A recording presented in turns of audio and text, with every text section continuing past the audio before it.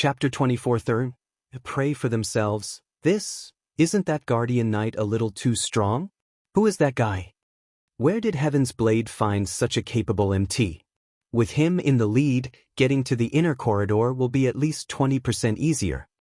As the various superpowers experts watched Shifang's party disappear into the passage, envy welled up within them.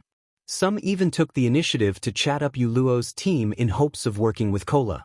In God's domain, MTs were the core of a team. With a powerful enough MT, a team would have a much higher chance of successfully raiding dungeons and exploring ruins. As long as a team could tank a monster, it could kill it. The various teams had already found quite a few horned eagle eggs in the Molten Ruin's outer region already. Needless to say, the Min's inner region would hold even greater treasure. If their teams had an amazing MT like Kola, the team's overall strength would reach a new level and they'd definitely be able to reach the inner corridor, gaining a massive advantage. Meanwhile, Yuluo and her team stared at the tunnel in stunned silence. Yuluo's expression was particularly gloomy. She had never thought Shifang's party would be so strong. After Kola's display, she had to re-evaluate what she thought she had known about Tier 3 MTs. They've already gone into the tunnel, leader. What should we do? A level 102 shield warrior quietly asked. They had run all the way here for the sole purpose of entering the inner corridor and rescuing their commander, and they had just missed their best opportunity to do so. Even if they worked with another superpower to get through the tunnel, they wouldn't have more than a 50% chance of success. Even if they made it to the other side, they'd suffer severe losses. The shield warrior's question made Yuluo regret her earlier decision a little. She now knew she had been too impulsive. Had she followed Shifang's party, her team would have already cleared the first checkpoint and had a much higher chance of reaching their commander. However, all they could do now was stand on this end of the tunnel and watch. But who would have expected Kola to be so powerful? So what if they've entered the passage? I refuse to believe that we can't reach the inner corridor without them. Yuluo snarled after snapping out of her daze.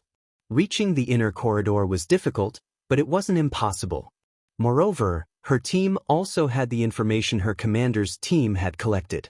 Avoiding the traps and monsters in the tunnel would be far easier for them, and they had much higher chances of success than any other superpower's team. Yuluo's statement ignited the rest of her team's fighting spirit. They, too, wanted to prove to Shifang's party that they were capable of reaching the inner corridor without Zero Wing's help. After Yuluo had negotiated with two superpowers and prepared to enter the tunnel, another team entered the cavern.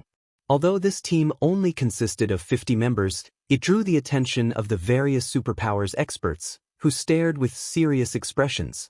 The new arrival's collective aura was just too powerful.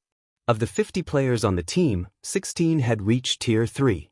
The Tier 2 players had all reached level 102 and wore level 100 Secret Silver and pre-level 100 Epic equipment. The team members' equipment standards were off the charts. Demon Palace. They're going into? Yuluo's expression became grim when she saw the team. By now, every player on Dragonheart Island knew about Demon Palace. Aside from super guilds, Demon Palace feared no one. Warblood's current strength was the reason the various superpowers were so afraid of the guild.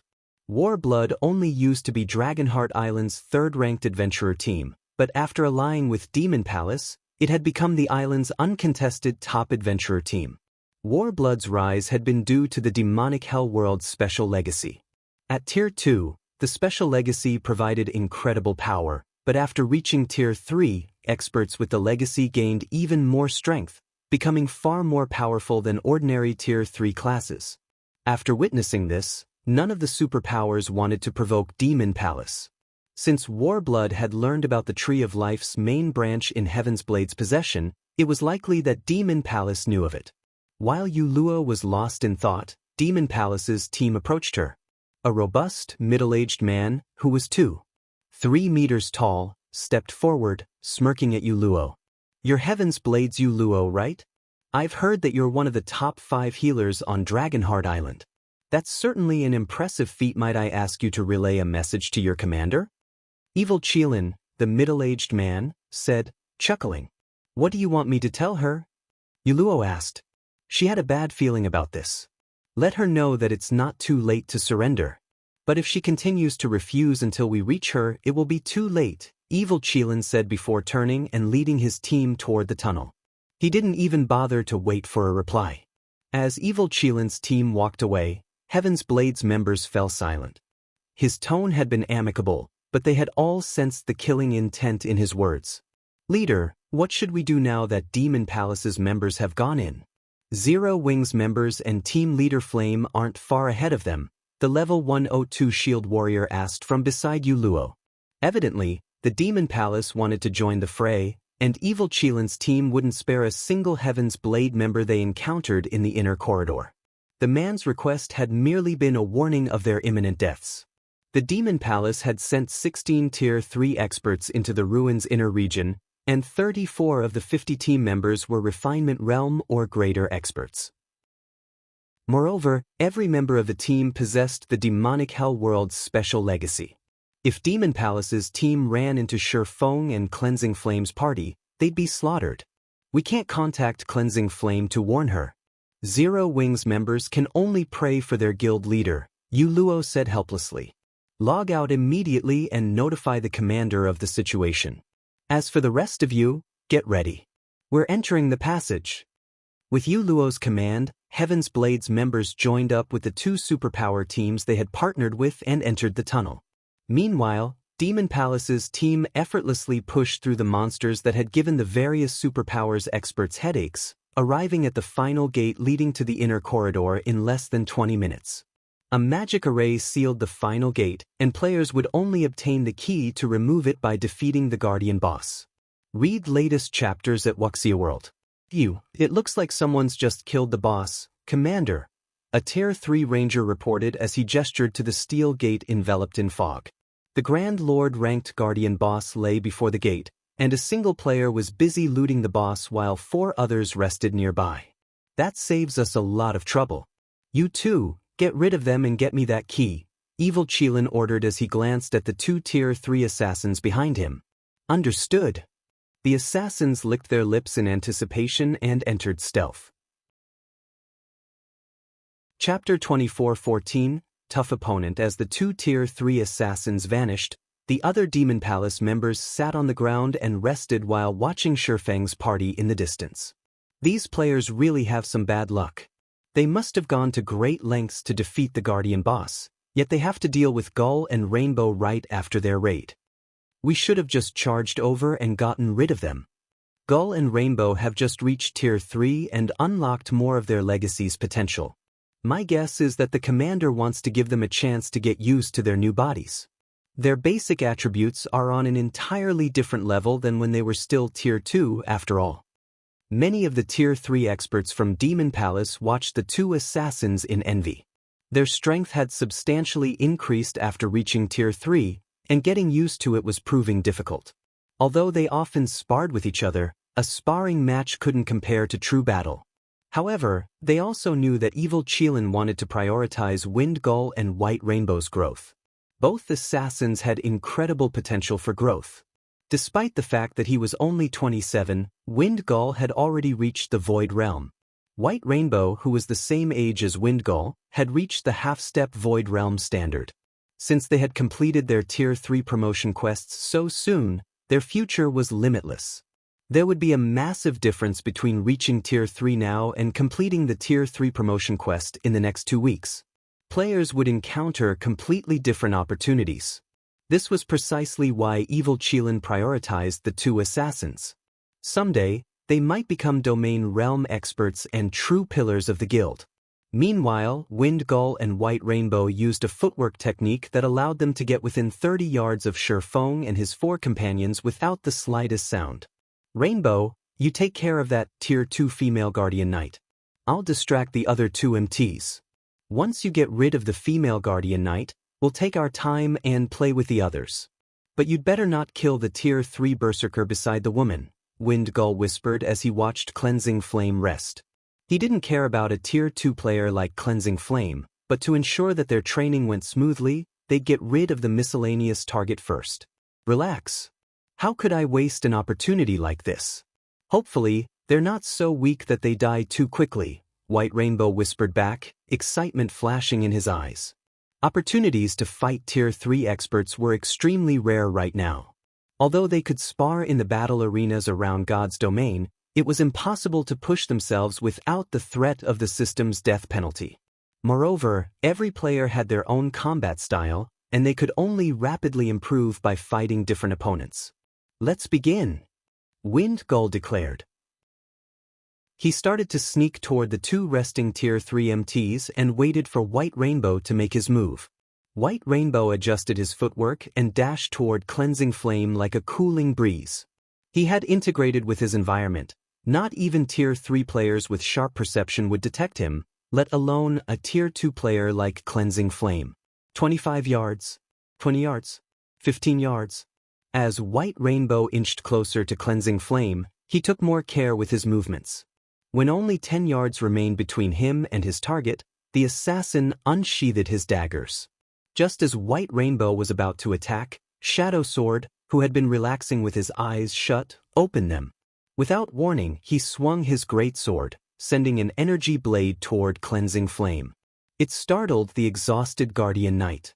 Shadow Sword's energy blade was so sharp that it sliced through the air cleanly, and his execution was so fast that Cleansing Flame had no time to react. Just as she thought she was about to die, however, she heard a metallic clang beside her. The attack had revealed a hidden figure behind her, and when she saw him, she broke out in a cold sweat. Cleansing Flame had never thought that she'd fail to notice someone creeping up to her.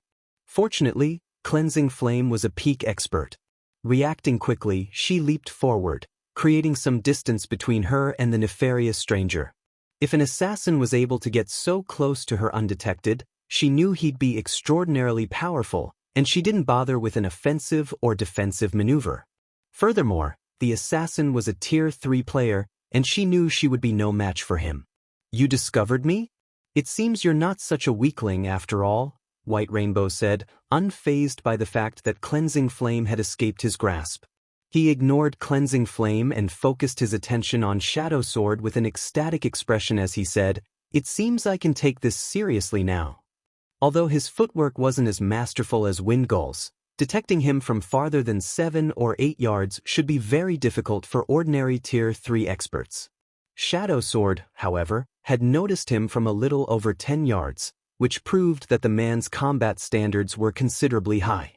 At the very least, Shadow Sword had better perception than an ordinary Tier 3 player. Meanwhile, Wind Gull, who had watched this play out from a short distance away, became just as excited. "Rainbow sure is lucky. I knew I should have started the attack instead," Wind Gull thought, regretting his strategy as he watched Shadow Sword. As he finished that thought, however, another energy blade flew toward him, forcing him to evade and expose himself. Wind Gull spun toward the attack's origin, astonished when he saw who had launched the energy blade. The attack had come from the 5-man party's Tier 3 male Guardian Knight, and based on his accuracy, this Guardian Knight had long since noticed him. Moreover, the Tier 3 female Shield Warrior had clearly sensed him as well. "Who are these people?" Wind Gull stared at Kola and his comrades, surprised.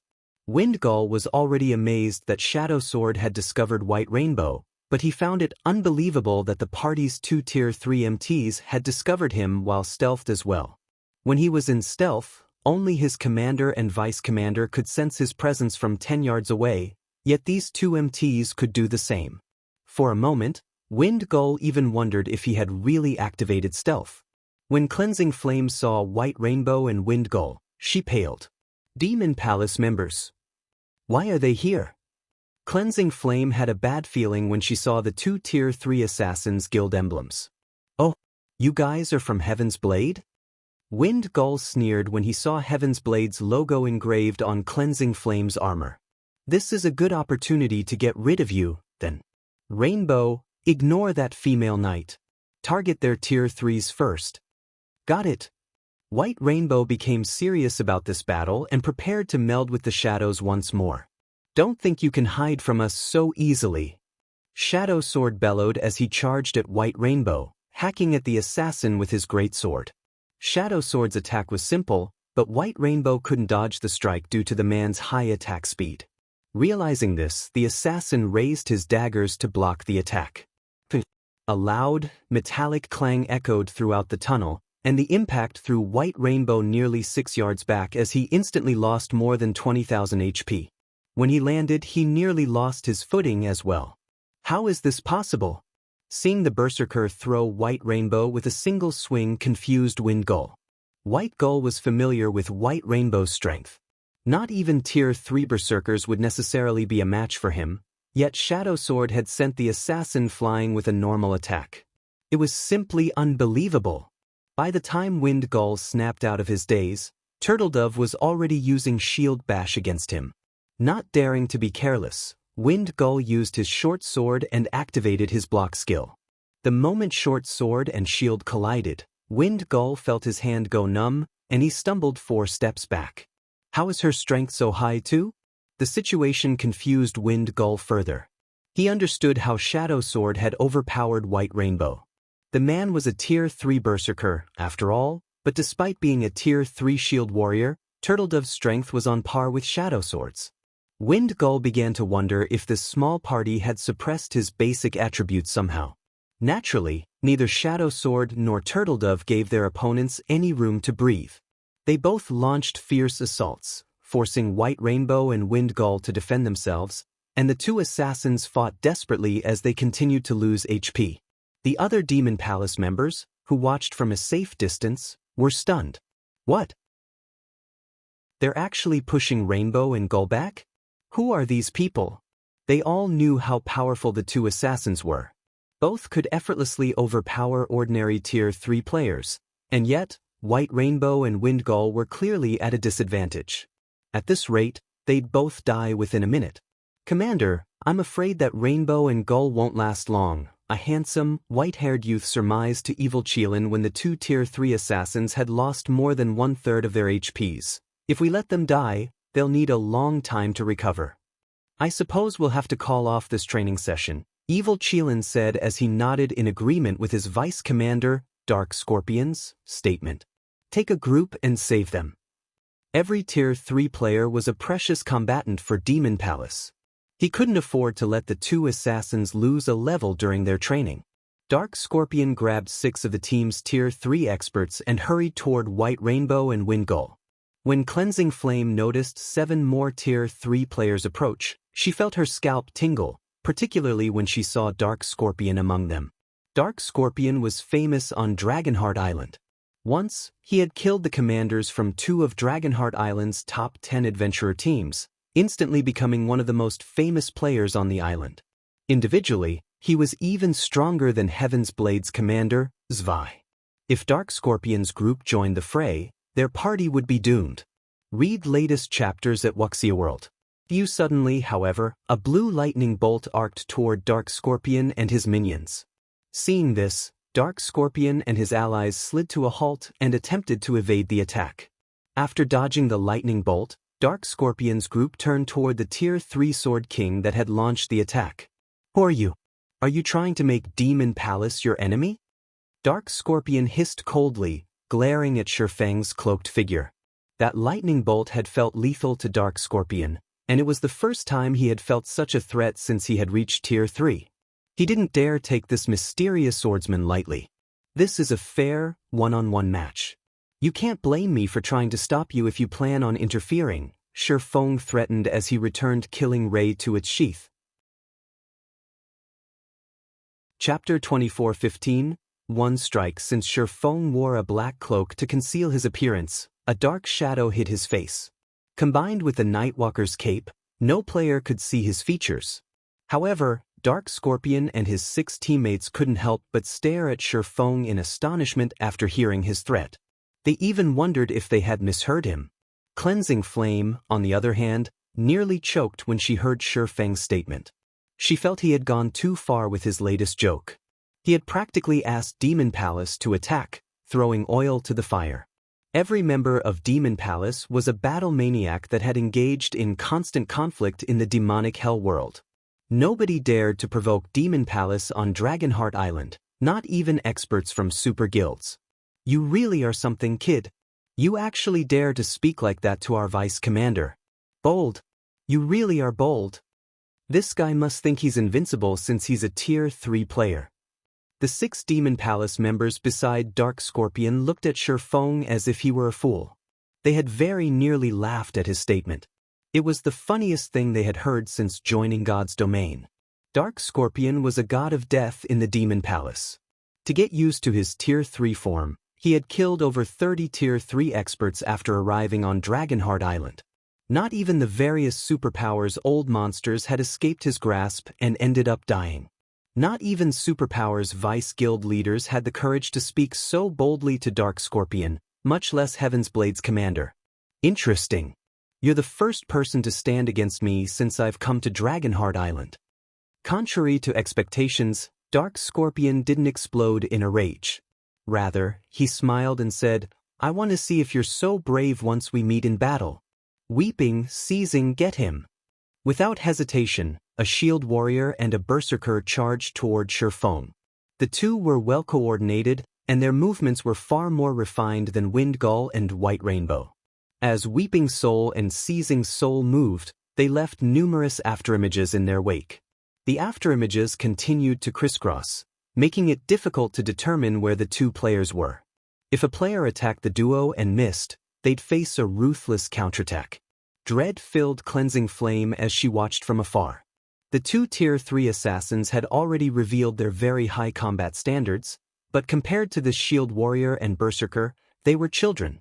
Cleansing Flame knew she wouldn't be a match for either of them, even after reaching Tier 3. How does the Demon Palace have so many powerful experts?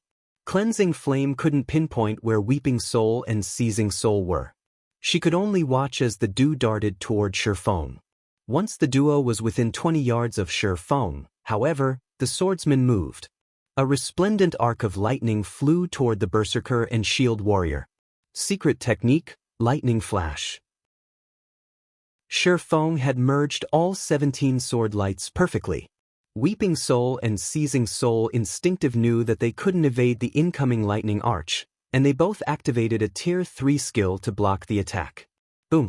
A deafening boom echoed throughout the passage, and both Weeping Soul and Seizing Soul shot backward like bullets, their arms and weapons violently vibrating. Both players were covered in scorch marks and had lost more than half of their HPs. Seizing Soul, the Tier 3 Berserker King in particular, was an inch from death's door. A random strike would be enough to send him to his grave. The duo crashed to the ground, and silence filled the passage. Demon Palace's members stared with grim expressions.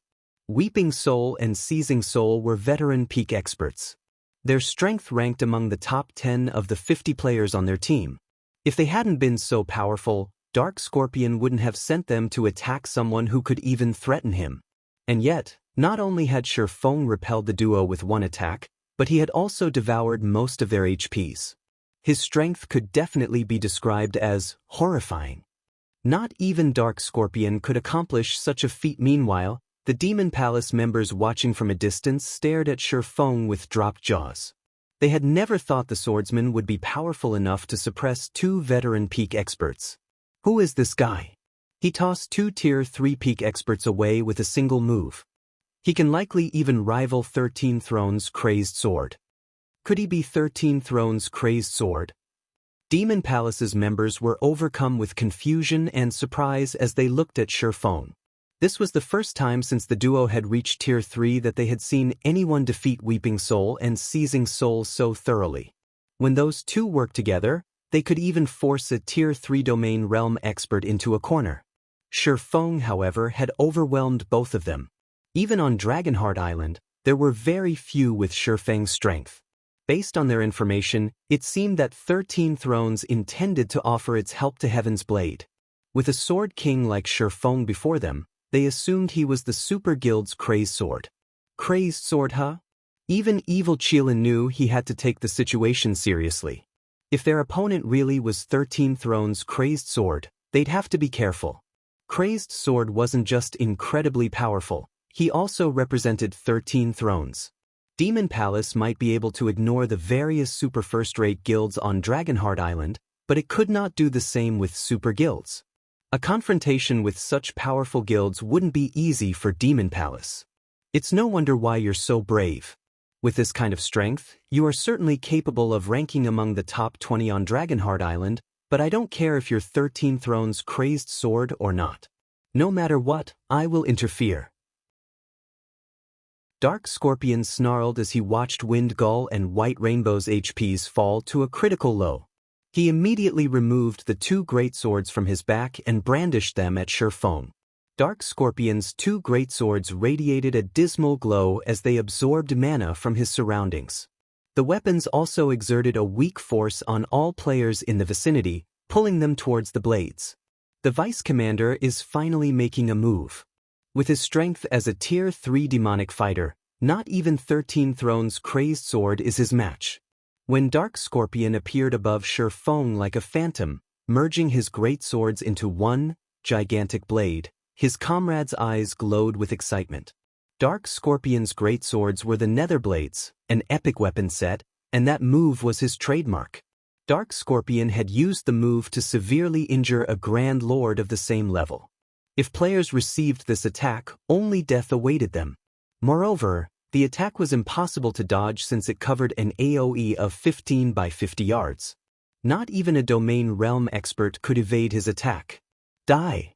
Looking down at Shifeng, Dark Scorpion swung the gigantic blade. In response, Shifeng unsheathed Killing Ray and countered the descending weapon with a light slash. Although Shifeng's counterattack seemed gentle, everyone saw space split around the weapon. A lightning bolt then toward the gigantic blade among the gloomy, blue flames, and a pitch-black tear followed it. Lightning slash. Against the brilliant lightning bolt, Dark Scorpion's merged weapons were as flimsy as paper, and Shifeng's counter-strike sundered the gigantic blade in half as it passed through the weapon. Before anyone could react, Dark Scorpion's blade began to disintegrate, and a fine cut and scorch marks appeared on his body. Like a puppet with cut strings, Dark Scorpion, who still hung in the air, tumbled gracelessly to the ground, an item appearing beside his corpse. He died. Read latest chapters at Wuxia World. The Vice Commander's dead? Impossible! Demon Palace's members panicked, unable to pull their astonished gazes away from Dark Scorpion's corpse. They couldn't believe that someone had killed him with a single hit. Everyone turned toward Shifeng, overwhelmed by fear and curiosity. Suddenly, evil Qilin realized something. With a grim expression, he turned to Shifeng and asked, "Sword King, Black Flame." Chapter 24:16, One Axe, One Sword. As evil Qilin's question hung in the air, Demon Palace's members fell silent. Their jaws hung open, and they couldn't process the possibility. They had heard Black Flame's name before. Not long ago, their vice guild leader had tried to secure Zero Wing's Stone Forest City to help the guild's peak experts develop rapidly. Naturally, as members of Demon Palace's main force, they had heard about the situation. However, they had never thought that Black Flame would be this strong. Black Flame's ability to instant-kill Dark Scorpion, the vice commander of Demon Palace's main force, was unbelievable. Even evil Qilin could hardly believe the notion, but he had earnestly researched the swordsman and studied his battle videos. The lightning bolt that had killed Dark Scorpion was one of Black Flame's trademark moves, Lightning Slash, and had claimed many experts' lives. Although he hadn't thought it important before, evil Qilin had heard that Zero Wing was one of the powers trying to rescue Heaven's Blade's commander. Seeing Lightning Slash and the swordsman's obvious relation to Heaven's Blade, evil Qilin could only think of Zero Wing's Black Flame. "That's right. We meet again, Elder Qilin," Shifeng said, chuckling as he sheathed Killing Ray. He did not bother to hide his identity. Hearing Shifeng acknowledge his identity, Demon Palace's members gasped. Zero Wing's Black Flame is this strong? They considered Zero Wing to be a mere upstart guild that was lucky enough to secure a treasure trove like Stone Forest City, which, in turn, allowed the guild to nurture Tier 3 players sooner than other powers. Although Zero Wing's guild leader was the first player to reach Tier 3, they thought he had lost his advantage now that the various superpowers had Tier 3 experts of their own. As for Shifeng's identity as the 30th ranked player on the God's Domain experts list, that was of no concern.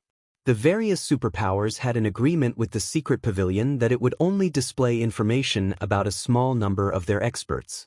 No one wanted to reveal all of their cards.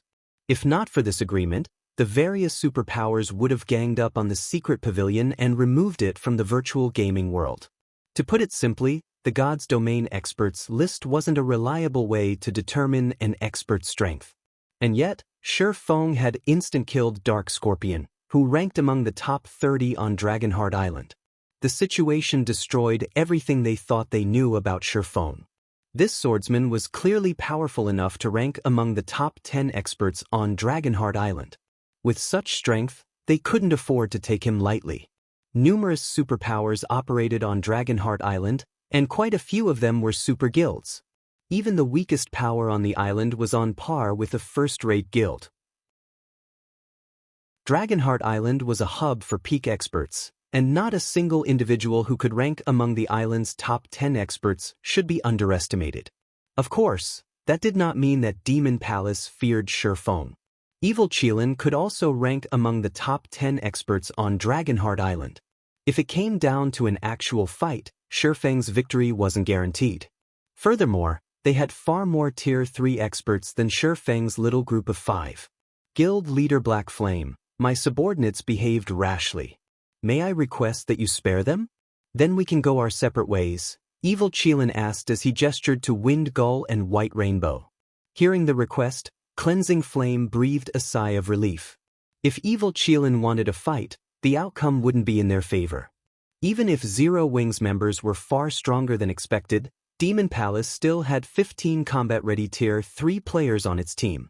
Moreover, team battles weren't like one-on-one fights. Evil Qilin had 2 Tier 3 healers with him, whereas they didn't have a single healer, and would have to rely on potions and items with healing skills. I've already said that this is a fair, one-on-one match. I don't care if they acted rashly or not. If they want to leave, all they have to do is die once. Shi Feng refused, chuckling. As he did, a chilling atmosphere enveloped the area. Are you so unwilling to give the matter a little consideration on behalf of this old man, Guild Leader Black Flame? Evil Qilin's question was laced with killing intent, and he watched Shi Feng with narrowed eyes. Shi Feng was stronger than he had expected, and Evil Qilin had to admit that the swordsman qualified to be treated as an equal. But that was all. At most, Shi Feng was only his equal. Do you think you can just come and go as you wish? You think too highly of yourself, Elder Qilin, Shi Feng responded, unfazed by the other man's hostility. I'll repeat myself. I won't just sit by and watch you interfere. Good. Very good. I see you're willing to fight, Guild Leader Black Flame. Evil Qilin's expression darkened. Suddenly, he radiated dense mana as if the demon god had just arrived. Evil Qilin was a much stronger demonic fighter than Dark Scorpion. Commander, we shouldn't waste words on him. If we don't teach him a lesson, he'll think that he can provoke Demon Palace with impunity just because he's strong enough to rank among the top 10 experts on Dragonheart Island. A tall, beautiful woman, another demonic fighter, hissed coldly. The rest of the team's Tier 3 players nodded in agreement. Shi Feng was simply too arrogant. Aside from super guilds, no power on Dragonheart Island dared to disrespect Demon Palace. Shi Feng was clearly tired of living by refusing to show Evil Qilin the respect he deserved. Since you insist, show me your moves, Guild Leader Black Flame. Evil Qilin then pulled the two-handed war axe from his back. The weapon was nearly as long as Evil Qilin was tall, and when he held it in his grip, emerald flames ignited on the axe's blade, radiating an intense heat. The flames were so hot that space around the war axe blurred. A legacy weapon? Shi Feng was a little surprised to see how perfectly Evil Qilin integrated his strength with the Crimson Axe. Legacy weapons were very rare and usually stronger than ordinary epic weapons. Aqua Rose's Sea Dragon Staff was one such example.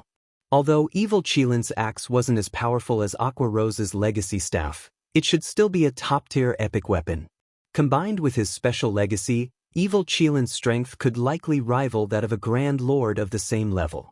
Evil Qilin then transformed into a blazing meteor as he charged at Shi Feng. The older man was even faster than Tier 3 assassins. Before anyone could react, Evil Qilin was within 10 yards of Shi Feng, leaving a blazing trail behind him. So strong. Is he really just a Tier 3 player? Cleansing Flame could not help but gasp when she saw the attack. Evil Qilin's aura was even more intense than her commander's. She couldn't even muster the courage to resist him as his aura washed over her. Once he had reached Shifeng, Evil Qilin raised his axe and swung. The weapon transformed into 7 flame serpents, assaulting Shifeng from multiple directions. Bronze combat technique, Flame Serpent. As if the 7 flame serpents were alive, they each traveled along a unique trajectory. They contained enough strength that space around them trembled. It was no exaggeration to say that every one of these flame serpents rivaled Dark Scorpion's prior full-powered blow. Even Demon Palace's Tier 3 experts were surprised, not to mention Cleansing Flame. None of them had realized how powerful their commander truly was. However, Shifeng did not panic as the 7 flame serpents flew toward him. Rather, he leisurely unsheathed the abyssal blade and killing array, casually swinging the weapons. Immediately, a galaxy of stars manifested around him. Swords orbit. The sounds of one explosion after another echoed throughout the passage. In the end, Shifeng used Swords orbit to strike down all 7 flame serpents. Not only hadn't the flame serpents reached Shifeng, but the resulting impacts had forced Evil Qilin to stumble half a step backward. Since you've finished your attack, it's my turn. Seizing the moment after Evil Qilin's attack, Shifeng executed Lightning Flash. Unlike earlier, he now executed the technique with both of his swords, so he could focus more of his strength into the attack than his speed. Read latest chapters at Wuxia World.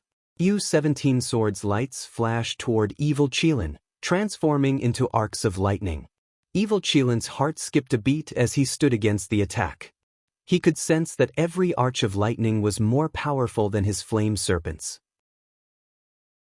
He gripped his axe tightly and swung it in a horizontal arc, activating his Tier 3 legacy skill, Demonic Gale. A pitch-black storm formed before him, clashing with the blue lightning. Boom! When the two collided, Evil Qilin's storm dissipated instantly. Although he had done his best to evade and deflect Shifeng's attack, one of the lightning strikes had brushed past his shoulder, leaving a scorch mark and taking 1/4 of his HP. The difference between their strengths was clear. Chapter 24:17.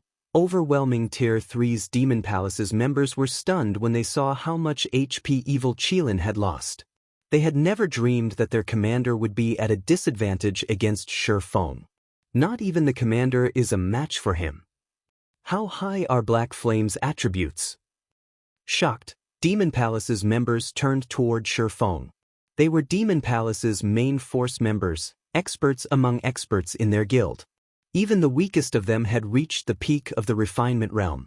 They could all recognize the difference between two fighting players' strength. In terms of combat standards, Evil Qilin and Shifeng were matched. Both were domain realm experts. Their physical control was exceptional, and they could make the best judgments based on their surroundings.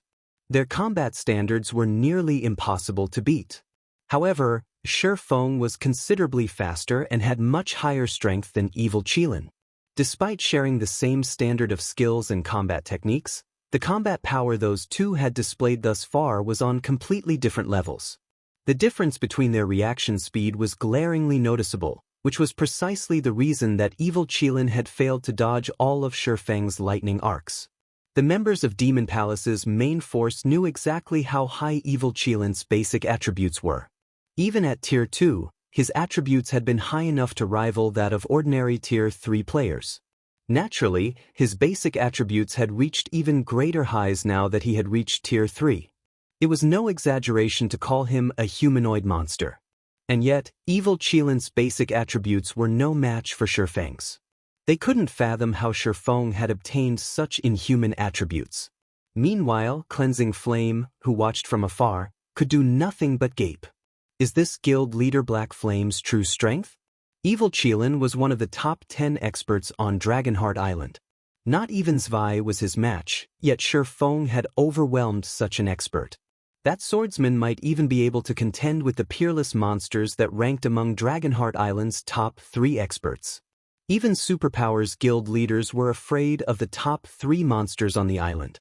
All three were capable of destroying a superpower's expert legion by themselves. They were practically invincible on Dragonheart Island. At that moment, Cleansing Flame finally realized why Shifeng had dared to mount a rescue mission with only 4 people. With his strength, he certainly was capable of rescuing her commander. After stumbling back half a step, evil Qilin stared at Shifeng in astonishment. How are his basic attributes higher than mine?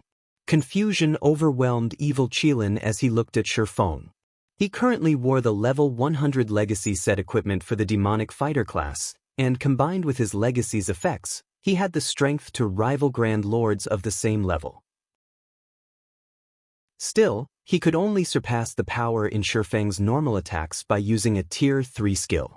Moreover, he wasn't nearly as fast as Shifeng, which had resulted in him taking a hit. However, Shifeng didn't stop after pushing evil Qilin back. He immediately thrust the abyssal blade at the demonic fighter. Tier 2 skill, Shadow Blade. 10 phantom swords flew toward evil Qilin from all directions, leaving him no room to retreat. Realizing that he couldn't evade the phantom swords, evil Qilin swung his war axe in a horizontal slash and activated the demonic fighter class's defensive skill, Iron Wall. At his command, 4 magic barriers appeared around him, each twice as large as an MT's shield. Evil Qilin controlled the barriers to circle him in a unique trajectory. Advanced defensive combat technique, Firm Wall. The 10 phantom swords slammed into the magic barriers, which trembled violently from the impact. The blows even forced evil Qilin to stumble backward again. 2 hits, 3 hits. Each hit felt like the blow of a massive hammer, and the barrier's mana density steadily drained. On the 9th attack, 2 of the phantom swords merged, thrusting at one of the magic barriers. Boom! With the sound of an explosion, the magic barrier shattered. It broke? Evil Qilin watched one of his barriers shatter with wide eyes. Not even the Primordial Guard's golden spear had been able to break through the magic barriers he summoned with his legacy defensive skill, but Shifeng had shattered it with 1 hit. It was simply unbelievable. That blow had also forced evil Qilin to stumble another 2 steps back, but this time, he failed to maintain his stance. Not only did he reveal holes in his defense, but the impact had also made his defensive skill unstable. Taking advantage of the opportunity, Shifeng thrust Killing Ray at his opponent, and the sacred sword slid through evil Qilin's weak point, heading straight for the demonic fighter's forehead. Shifeng's attack was far too fast for evil Qilin to evade or defend, and as a result, he could only take the direct hit. If Killing Ray found its mark, the attack would be fatal. God's domain had undergone so many updates, and now, injuries would affect players' performance in battle. If players injured their arm, for example, the limb would be difficult to control for a while. If players received a head injury, their perception and total physical control would suffer. Evil Qilin was no match for Shifeng's reaction speed in the first place. If he lost even more reaction speed, he'd be a lamb for the slaughter. Just as Killing Ray's tip was about to slice into evil Qilin's forehead, an icy greatsword enveloped in azure flames descended from above and landed between Shifeng and his opponent. The interruption halted Killing Ray's advance, giving evil Qilin room to breathe. Mana control. When Shifeng saw the disintegrating greatsword, he couldn't help but glance at the female demonic fighter that was walking toward him. Demonic fighters in God's domain fell into 2 main categories. The first type of demonic fighter used mana to amplify their strength, while the second type wielded mana as a weapon. Both Dark Scorpion and Evil Qilin were strength-type demonic fighters. This female demonic fighter, however, was a control type. The icy greatsword reappeared in the female demonic fighter's hand, radiating a bone-chilling cold that plummeted the temperature in the tunnel. "I'm coming, Commander. Let's see if he can stop us together." Twilight Dawn, another vice-commander from Demon Palace's main force, shouted as she began to manipulate her icy greatsword again. The weapon split into 6 smaller swords of ice that spun around Shifeng. Advanced combat technique, Windwheel. Evil Qilin did not reject Twilight Dawn's help. He now knew that he couldn't defeat Shifeng on his own, and defeating the swordsman was of the utmost importance. If they lost here, the prestige Demon Palace had earned on Dragonheart Island would vanish. Following which, evil Qilin raised his war axe and leaped into the air. He then smashed the axe down on Shifeng, transforming the weapon into a blazing meteor mid-swing. The meteor carried so much power that space around it began to fragment. Tier 3 Legacy Skill, Falling Strike. With the commander and vice commander working together, Black Flame is dead for sure. Demon Palace members regained their confidence and excitement as they watched the blazing meteor and ice swords fly toward Shifeng. Twilight Dawn might not have as much combat power as Dark Scorpion, but her coordination with evil Qilin was far better. With attacks coming at him from all directions, Shifeng wouldn't come out unscathed. Not bad. Shifeng praised as he watched the 8-meter radius meteor and 6 ice swords. His gaze hardening, Shifeng slashed Killing Ray at the axe-turn meteor while he swung Abyssal Blade to counter the icy swords around him. Dragon Breath. 9 Dragon Slash. A brilliant beam of white light shot through the air, crashing into the descending meteor. When the two attacks collided, bright light illuminated the tunnel as if the sun had just appeared. After a brief moment, the white beam devoured the blazing meteor. A black figure shot back from the beam like a bullet, crashing into the tunnel's wall and cracking the stone. The figure was none other than evil Qilin, and after that blow, his HP had dropped to a critical low, leaving the man hovering between life and death. Meanwhile, 21 Abyssal Blade Phantoms created a massive cluster of stars as Shifeng used Sword's orbit to stop Twilight Dawn's windwheel. None of her icy swords could get within 10 yards of Shifeng. Furthermore, Shifeng controlled 3 of the Phantoms in an attack against Twilight Dawn. Despite her attempts to dodge and block the weapons, her HP plummeted throughout the fight. Seeing this, Demon Palace's members fell deathly silent. Not only had their commander and vice commander failed to suppress Shifeng, despite working together, but the swordsman also had turned the tables and suppressed them both. Just how strong is he? So, this is the Sword King? Demon Palace's members shuddered as they watched Shifeng. Not even Dragonheart Island's top 3 monsters could overwhelm evil Qilin and Twilight Dawn to this extent. This won't do. At this rate, those two are going to die. It seems we have no choice but to attack as a group. He may be a monster, but we have so many tier 3 players on our side. How many skills can he possibly have? That's right. If we let him kill our commander and vice commander, the reputation we've built on Dragonheart Island will be in tatters. Shifeng's performance scared Demon Palace's members, but quite a few of them were peak tier 3 experts. If they worked together, whittling Shifeng down and killing him was entirely possible. Fights between tier 3 players largely relied on tier 3 skills and spells, and they had healers on their team, whereas Shifeng didn't. When she saw the rest of Demon Palace's team rush toward the fight, Cleansing Flame paled. Are they really going to fight to the end?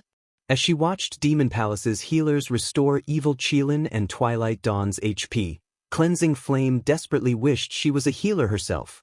Read latest chapters at Wuxia World. Despite the rest of Demon Palace's members dashing toward him, Shifeng retained his composure. He simply sent them an uninterested glance. Very good. A grin spread across Shifeng's face as he replaced Killing Ray with the Twilight Blade. It seems that you think I'll be a pushover if you can outnumber me. Shifeng then activated Twilight's Shadow and Twilight of the Gods. Shifeng suddenly split into 8 physical copies, and they all quietly watched Demon Palace's members. Let's begin the 3rd round then. Chapter 24:18, Soloing a Team. Demon Palace's members froze, shocked when they saw Shifeng split into 8 clones of himself. I'm impossible. This can't be real. That's right. This must be a trick. These doppelgangers must be fake. The Demon Palace members felt stifled as they stared at Shifeng's doppelgangers. One of him had already been more than enough to suppress evil Qilin and Twilight Dawn. Seeing 8 copies of the swordsman was enough to push them to the brink of madness. Demon Palace's members couldn't believe their eyes. They only had 15 tier 3 players left standing, and 2 of them were tied up with Zero Wings members. That left them with only 13 tier 3 players. Against 8 monsters like Shifeng, they wouldn't even have a chance with 30 Tier 3 players, much less 13. Don't let him mislead you. Twilight Dawn shouted at her team members. He may have split into 8, but his doppelganger's basic attributes can't be as high as his normal bodies.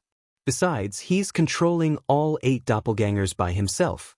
Their combat standards will be limited, and we have healers on our side. We can outlast him. Twilight Dawn could sense that the doppelgangers were physical, and the development had dealt a massive mental blow. However, she could also sense that the doppelgangers' auras were weaker than Shifeng's normal aura, which proved that their basic attributes weren't as high. At the end of the day, Shifeng was still human. Controlling all 8 clones perfectly was impossible.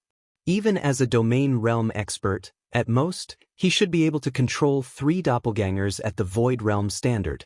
He'd be fortunate if he could get the remaining doppelgangers to the Refinement Realm. On average, Shifeng's 8 clones could fight at the Flowing Water Realm standard and only the initial stages. Tier 3 experts had no reason to fear these significantly weaker versions of Shifeng. Hearing Twilight Dawn's encouragement, the Demon Palace players snapped out of their dazes and mustered their courage once more. They had been so shocked to see Shifeng's 8 clones that they had forgotten that players weren't like NPCs. No player could perfectly control so many doppelgangers. Is that so? Shifeng chuckled when he heard Twilight Dawn's deduction, and all 8 of him charged at Demon Palace's members. They were experts among experts, and as such, Demon Palace's members didn't panic, despite facing the doppelganger's sudden assault. They retaliated with everything they had, with the Tier 3 melee players rushing to meet the doppelgangers in battle while the Tier 2 MTs formed a defensive line to protect their healers and long-range players. Meanwhile, Twilight Dawn went all out against the doppelganger before her.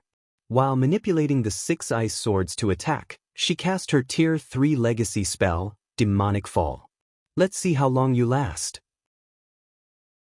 The 6 icy swords radiated a frightening amount of mana as the intensity of their auras doubled. These weapons then attacked as one, each one locked onto the doppelganger's vital points.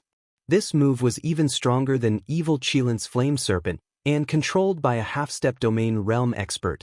They could even give Tier 3 domain realm experts a run for their money. Shifeng was controlling his doppelgangers in the fight against Demon Palace's other Tier 3 experts. If she could force him to focus most of his attention on the doppelganger she fought, the other doppelganger's combat standards would suffer. This would make it easier for the other Demon Palace members to kill off Shifeng's doppelgangers. However, Shifeng remained unfazed as he faced Twilight Dawn's all-out attack. His doppelganger merely executed Sword's orbit and created a barrier of stars around itself. Metallic clangs echoed throughout the tunnel as the ice swords bounced off the glittering stars. None of the weapons were able to reach the doppelganger, which continued to approach Twilight Dawn. How is this possible? Twilight Dawn was shocked as Shifeng's doppelganger so effortlessly deflected her attacks. She could see the flaws in the doppelganger's offense and defense and knew it was only at the Flowing Water Realm standard, yet Shifeng relied on his doppelganger's powerful basic attributes to bridge the gap. However, Twilight Dawn didn't know that Shifeng's basic attributes were even higher than a Grand Lord's of the same level. Moreover, Shifeng had already reached level 107. Even if his doppelgangers only had 85% of his basic attributes, they were still as powerful as a level 105 Grand Lord. While Twilight Dawn tried to fight through her shock, Demon Palace's Tier 3 experts were at a complete disadvantage against Shifeng's doppelgangers, and they continued to lose HP. Many of them couldn't even hold their ground, and the doppelgangers sent them flying with a single hit. If not for the rear-line healer's diligent healing, they would have long since fallen. Even evil Qilin, who had just recovered to full HP, failed to secure an advantage against the doppelganger he fought. Of course, that doppelganger was also the strongest of Shifeng's clones, with combat standards to rival veteran peak experts. For a time, Shifeng's 8 clones thoroughly suppressed Demon Palace's 40-plus experts, repeatedly pushing them back and away from Wind Gull's and White Rainbow's fights. Is he even human? Twilight Dawn began to panic as Shifeng suppressed her team all by himself. Their team was the main force of Demon Palace's 3rd trump card Legion. almost no one was strong enough to threaten them. And yet, Shi Feng single-handedly pushed their team to the brink of annihilation. Surviving was enough of a problem right now, let alone saving their 2 assassins. This was an utter nightmare. Everyone, hold on for a little longer. Black Flame's doppelgangers can't last that long. Once the doppelgangers are gone, his time will be up. Evil Qilin shouted, seeing his teammates lose their confidence. Shi Feng's performance had exceeded his expectations, but doppelganger skills typically had a short duration. Once Shi Feng lost his doppelgangers, ending his life would be easy. I'm afraid that you don't have that luxury. Shi Feng quipped, activating his disintegration armor's disintegration field. Suddenly, Demon Palace's members felt an indescribably powerful pressure, and their basic attributes and physiques rapidly began to weaken. The Tier 2 players' attributes, in particular, fell by 30%. Now, even ordinary level 100, Tier 2 experts would be a match for them. Demon Palace's Tier 3 experts didn't fare much better. Both their basic attributes and physiques fell by 20%, causing their combat power to plummet. Because of the disintegration field, the gap between Shi Feng's doppelgangers and Demon Palace's members widened even further. Now, even Evil Qilin slid back as he fought Shi Feng's doppelganger. He was no longer a match for the clone head-on. The other Tier 3 experts from Demon Palace couldn't even put up a fight. Shi Feng's doppelgangers sent them flying with every swing of their swords, forcing them to reveal weaknesses for the doppelgangers to exploit. The Tier 3 healers couldn't keep up with the doppelgangers' damage. Read latest chapters at Wuxia World. After 5 seconds, one of the Tier 3 peak experts fell. Another followed a few seconds later. This battle was no longer a fight. It was a slaughter. In the 20 seconds after Shi Feng had activated Disintegration Field, 5 of the 13 Tier 3 players from Demon Palace had died.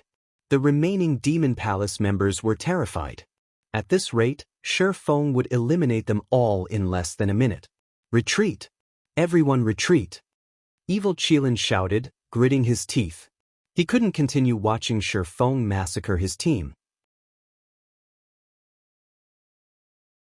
Chapter 24:19 Evil Qilin terrified, we've won. Hearing Evil Qilin's order to retreat, Cleansing Flame's jaw hit the floor. When Demon Palace had first arrived on Dragonheart Island, it had caused a huge sensation, and many of the superpowers had quickly learned to fear it. Of all the feats Demon Palace had accomplished on the island, the most amazing was its achievement of elevating Warblood to the #1 adventurer team on Dragonheart Island. Meanwhile, Evil Qilin's team had beaten the various superpowers' main forces into submission, ensuring that no one dared to oppose his guild. Aside from a few super guilds' main forces, not a soul on Dragonheart Island could contend with Evil Qilin's team. When Cleansing Flame had learned that Demon Palace had sent Evil Qilin's team to hunt down her commander, she had nearly fallen to despair. Heaven's Blade had the power, more or less, to resist Warblood, but against Demon Palace, it would be utterly helpless. And yet, not only could Shi Feng contend with the main force from one of Demon Palace's trump card legions, but he had also defeated that team. It was unbelievable. Although Dragonheart Island's top 3 experts could defeat Evil Qilin's team, they'd have to rely on guerrilla warfare in the fields to pick off the team members. Defeating the team head-on was practically impossible. Evil Qilin, Dark Scorpion, and Twilight Dawn were no ordinary experts. Evil Qilin, in particular, was one of the top 10 experts on Dragonheart Island and fully capable of annihilating Heaven's Blade's main force by himself. Meanwhile, Demon Palace's members felt bitter about their commander's order to flee. Normally, they were the ones that terrified their opponents, but Shi Feng had single-handedly forced them to run with their tails tucked between their legs. If they told this story to the people waiting outside the tunnel, those players would assume they were joking. This situation was simply impossible. They were all extremely strong, and 16 of their 50 members were Tier 3 experts. Moreover, 2 of them ranked among the top 20 of Dragonheart Island's experts. Twilight Dawn might not rank among the top 20, but she definitely ranked among the top 30. Not even super guilds could afford to dispatch such a powerful team without limiting its operations. Even if a super guild sent such a team against them, they wouldn't suffer such a devastating loss. However, this impossibility had happened, and their opponent wasn't a trump card legion from some super guild. They merely faced a pseudo-superpower, and to make matters worse, Zero Wings guild leader, Shifeng, had defeated them without help. If word of this spread, Demon Palace's reputation on Dragonheart Island would be ruined. But despite their bitterness, Demon Palace's members didn't hesitate to follow evil Qilin's orders. They immediately scattered and fled, ignoring Shifeng's doppelgangers. Their retreat was so decisive that even Shifeng was stunned by their abrupt response. He wouldn't have been surprised if ordinary players were fleeing from him, but such a retreat was humiliating for experts like those from Demon Palace. The stronger an expert was, the more prideful they'd be. Many experts would be more willing to die standing rather than live on their knees. Furthermore, they'd only die once. With the support of a powerful guild like Demon Palace, recovering that level would be a piece of cake. What Shifeng didn't know was that Demon Palace wasn't like other superpowers. The guild hailed from the demonic hell world, where competition was far more intense than anywhere on the main continent. Losing a level and a piece of equipment could result in losing their positions as upper echelons in the guild.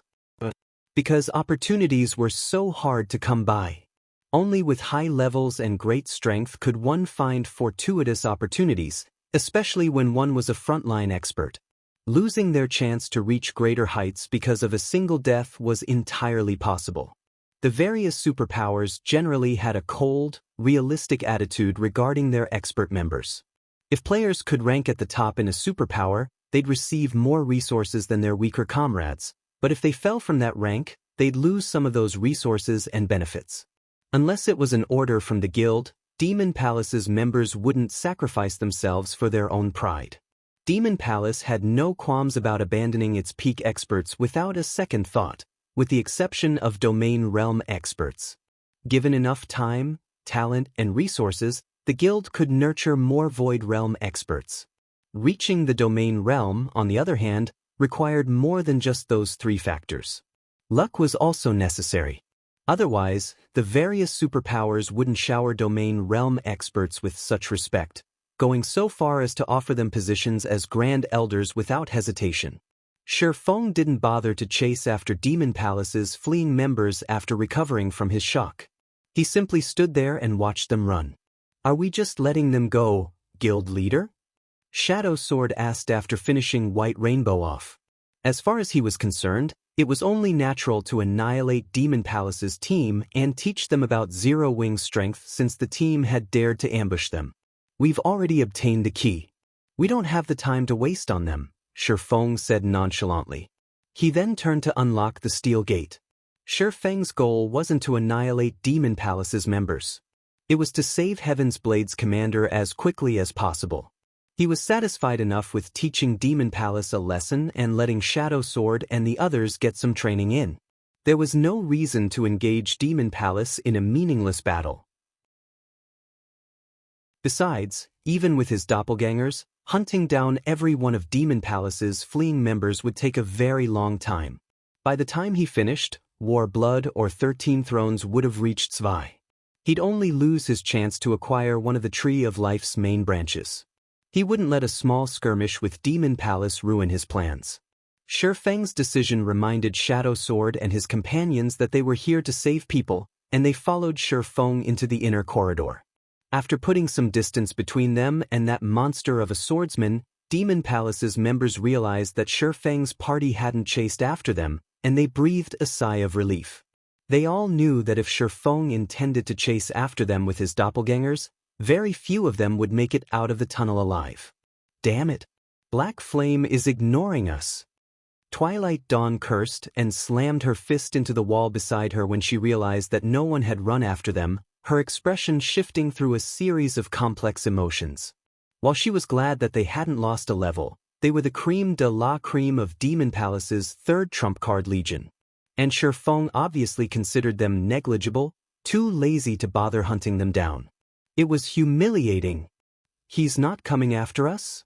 Evil Qilin frowned deeply when he saw the steel gate at the end of the tunnel disappear. "It seems we have severely underestimated Zero Wing. We need to leave and meet with the Vice Guild leader. Read latest chapters at Wuxia World.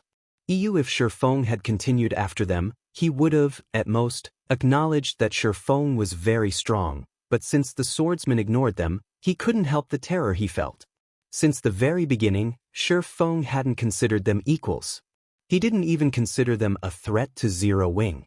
Thus, it didn't matter if they escaped or died. Neither outcome would affect Shifeng's guild. As for the idea that Shifeng had let them go out of respect, that was a joke. Shifeng had killed Dark Scorpion and more than half of their team's Tier 3 experts.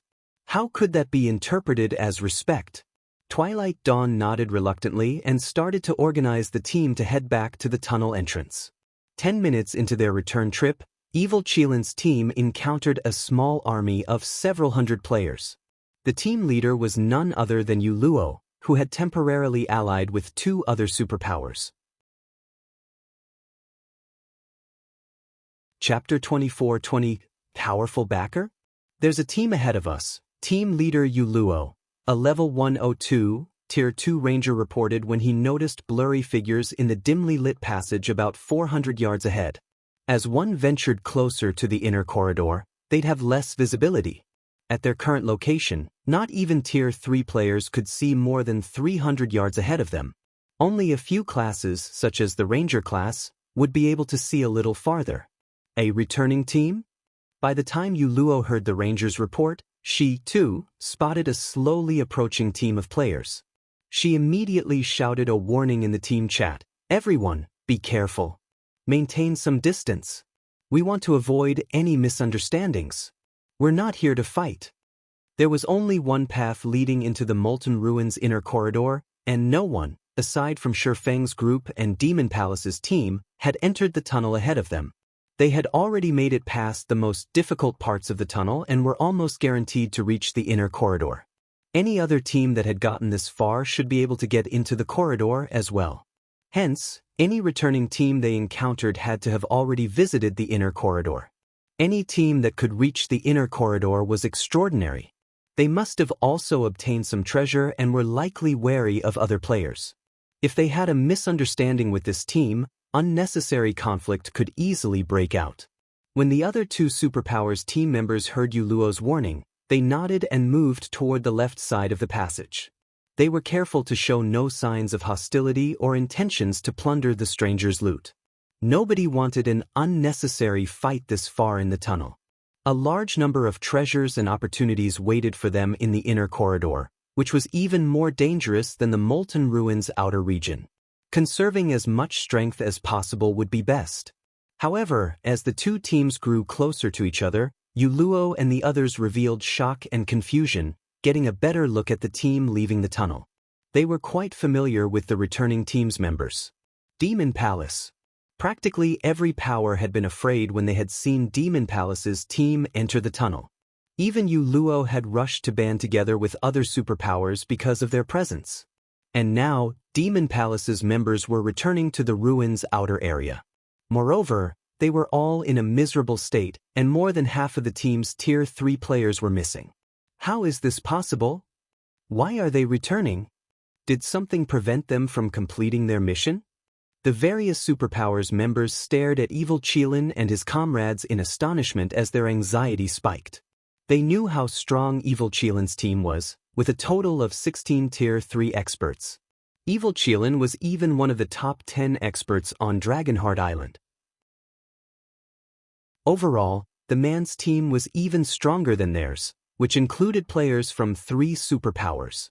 However, Evil Qilin's team was retreating with severe losses. For a moment, the various superpowers members even wondered if they would make it to the inner corridor. The 2 superpowers team leaders glanced at Yu Luo, questions and doubt flashing in their eyes.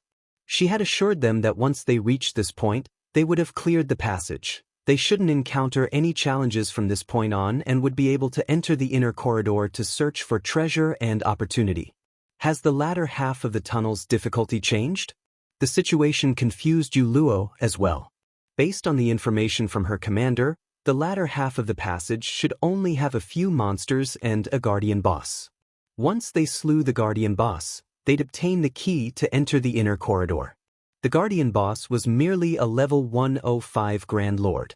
Although casualties were unavoidable, killing it shouldn't be a problem for their team. Defeating the Guardian boss should be child's play for Demon Palace's team. What could have happened to them to leave them in such a pitiful state? While everyone was confused, evil Qilin had noticed Yuluo. Suddenly, a frightening aura washed over her team, and Demon Palace's remaining Tier 3 experts glared at Yuluo. An intense pressure bore down on everyone in the tunnel. Excellent. You Heaven's Blade members are quite impressive. Evil Qilin coldly hissed. I've truly underestimated you. I had never realized that you had such a backer. Demon Palace acknowledges this defeat, but don't you dare think that they can protect you for long. We'll see who gets the last laugh. With that comment, evil Qilin brushed past Yuluo's team. The rest of Demon Palace's members followed, glaring at Yuluo and her companions from Heaven's Blade. Once Demon Palace's members were out of sight, the two Superpowers members turned to Yuluo, curious. Evil Qilin hadn't said much, but what he had said was shocking. None of them had thought that Heaven's Blade had support from an entity that could defeat Demon Palace's members so grievously that they had to retreat. If news of this spread, it would cause a sensation across Dragonheart Island. Not even the various superpowers dared to offend Demon Palace, yet Heaven's Blade's backer was capable of contending with the guild's experts. This proved that Heaven's Blade had the support of a horrifying entity. How could you hide this from us, team leader Yuluo? I hadn't thought that Heaven's Blade had hidden so much strength. It's no wonder how Commander Zvi was able to reach the inner corridor while the rest of us could only stare at the tunnel's entrance. Your people must be amazing to make Demon Palace's members suffer like that. Would you introduce us to this backer of yours? Even a little information will be satisfactory. We might have an opportunity to cooperate again in the future. The team leaders from the two superpowers amicably approached Yuluo, asking questions. They spoke as if they were addressing a family member. They were both eager to know more about the power that was powerful enough to contend with Demon Palace. They also wanted to avoid accidentally offending this power. If this power had beaten Demon Palace's team so badly, they'd meet an even more miserable end if they offended it. I'm not sure what he's talking about, Yuluo replied, confused. She had never heard of Heaven's Blade working with a power that was a match for Demon Palace on Dragonheart Island. Both team leaders glanced at Yuluo, skeptical. This was clearly an act. Evil Qilin, one of Demon Palace's elders, had clearly stated that his team had encountered Heaven's Blade's backer, and as one of the adventurer team's Tier 3 experts and chief healer, there was no way Yuluo didn't know who it was. It's true. I don't know what he was talking about. Yuluo insisted when she saw the two team leaders' dubious looks. If Heaven's Blade had the support of such a powerful entity, why would she go to so much trouble to save her commander? The team leaders said nothing more to Yuluo's denial, but they ordered one of their subordinates to log out of the game and notify their superiors. The message was simple. Demon Palace has encountered a mysterious power in the Molten Ruin that had defeated them and forced them to flee. Meanwhile, this mysterious power supported Heaven's Blade. They also suggested that their superiors launch a thorough investigation on this mysterious power as soon as possible. While the subordinates related the message, Heaven's Blade's members racked their minds to figure out when their adventurer team had allied with such an amazing power. As for the possibility of evil Qilin lying to them, read latest chapters at Wuxia World. EU that was impossible. Evil Qilin had no reason to lie. Unless evil Qilin was suicidal, he wouldn't broadcast his defeat and tarnish Demon Palace's reputation and prestige. Could it be 13 Thrones doing? After pondering the matter, the only super guild Yuluo could think of that had any relationship with Heaven's Blade was 13 Thrones. That would explain Demon Palace's injuries, but considering the situation further, something felt amiss to her. I should notify the commander. She should know something about this. Yuluo sent one of her assassins to log out of the game and notify their commander. Demon Palace's retreat, after all, was wonderful news for their adventurer team. Chapter 24-21, Monster Level Genius Molten Ruin, Inner Corridor. After venturing further into the inner corridor, Zwei and her team reached an altar hall the size of a football field. Because of the various traps and monsters they had encountered, less than 30 players remained on the team. Of the 8 Tier 3 players the team had started with, only 6 remained. Their losses had been considerable. "Commander, those monsters seem afraid to enter the hall," a Tier 3 Berserker mentioned when he realized that the mechanical golems pacing in the corridor refused to follow them. Breathing a sigh of relief, he continued, "That was close. I almost thought we wouldn't make it." To escape Warblood's pursuit, they had run through the inner corridor. They desperately fought the entire time, unable to relax their guard. Doing so had exhausted their stamina and concentration. If they had to continue at that pace for another half an hour, Warblood wouldn't have needed to attack. They would have died as soon as the mechanical golems caught up. Now that they had made it to a room where the mechanical golems wouldn't follow, they could finally catch a breather. This might be one of the inner corridor's safe zones. "Take this chance to rest up, everyone," Zwei, the female guardian knight wearing a silver knight's helmet and a black-white suit of armor, said as she glanced around the hall. "Assassins and rangers, check this room for traps." As always, Zwei's voice sounded gentle and sacred. It was impossible to detect her fatigue. It earned even more respect from her team members. Zwei was the team's lead MT, and as such she had been fighting for hours. She had even borne the burden of tanking 2 Grand Lords. She should have expended more stamina and concentration than any of her teammates, yet she seemed perfectly fine. The team's assassins and rangers did as they were told and began to inspect the hall for traps. Meanwhile, the rest of the team sat and pulled potions from their bags, using the opportunity to restore some of their lost stamina and concentration. "What should we do now, Commander?" "Warblood's members are likely getting close, but if we move deeper into the ruin, we'll likely encounter a challenge we can't overcome," a Tier 3 female elementalist worriedly asked as she examined her system map. Although they had found a safe zone, it wouldn't protect them from Warblood's team. It was only a matter of time before Warblood caught up to them. Furthermore, they should be very close to the central corridor according to the system map. The monsters in that area were all level 110 or higher and were too strong for players of their levels to defeat. If they died, not only would they lose all of the Tree of Life's branches they had acquired, but they'd also lose levels and equipment. "If we are doomed, we might as well charge into the central corridor and meet our deaths. I refuse to let Warblood take advantage of us," Prison Tiger, the Tier 3 Berserker, declared. He had already thought the matter through. It did not matter whether their team ran into Warblood's members or rushed headlong into the ruin's heart. Both meant their annihilation. If they were going to die, either way, they might as well ensure that Warblood wastes their time and energy. The rest of the team members nodded their agreement. They had thought that the Tree of Life's branches would help their adventurer team's development skyrocket, but Warblood had pushed them to the brink of annihilation. They absolutely couldn't allow Warblood to benefit from their destruction. "I'm afraid that isn't for you to decide." Shortly after the Tier 3 Berserker's proclamation, a deep, powerful voice echoed throughout the hall. "Who is it?" Prison Tiger snarled in surprise. Everyone spun toward the speaker, only to find no one there. It confused them. 2 seconds later, however, space blurred, and several translucent figures appeared. The figures solidified after another 3 seconds, revealing more than 30 players at the end of the hall, and every one of them radiated the aura of Tier 3 players. Blood Oath. Prison Tiger's expression turned grim when he saw who the man leading the group of new arrivals. He hadn't expected Warblood's team to catch up to them so quickly. "That's right. You guys really know how to run. We had to use a Tier 3 group invisibility scroll just to catch up," Blood Oath said, smiling.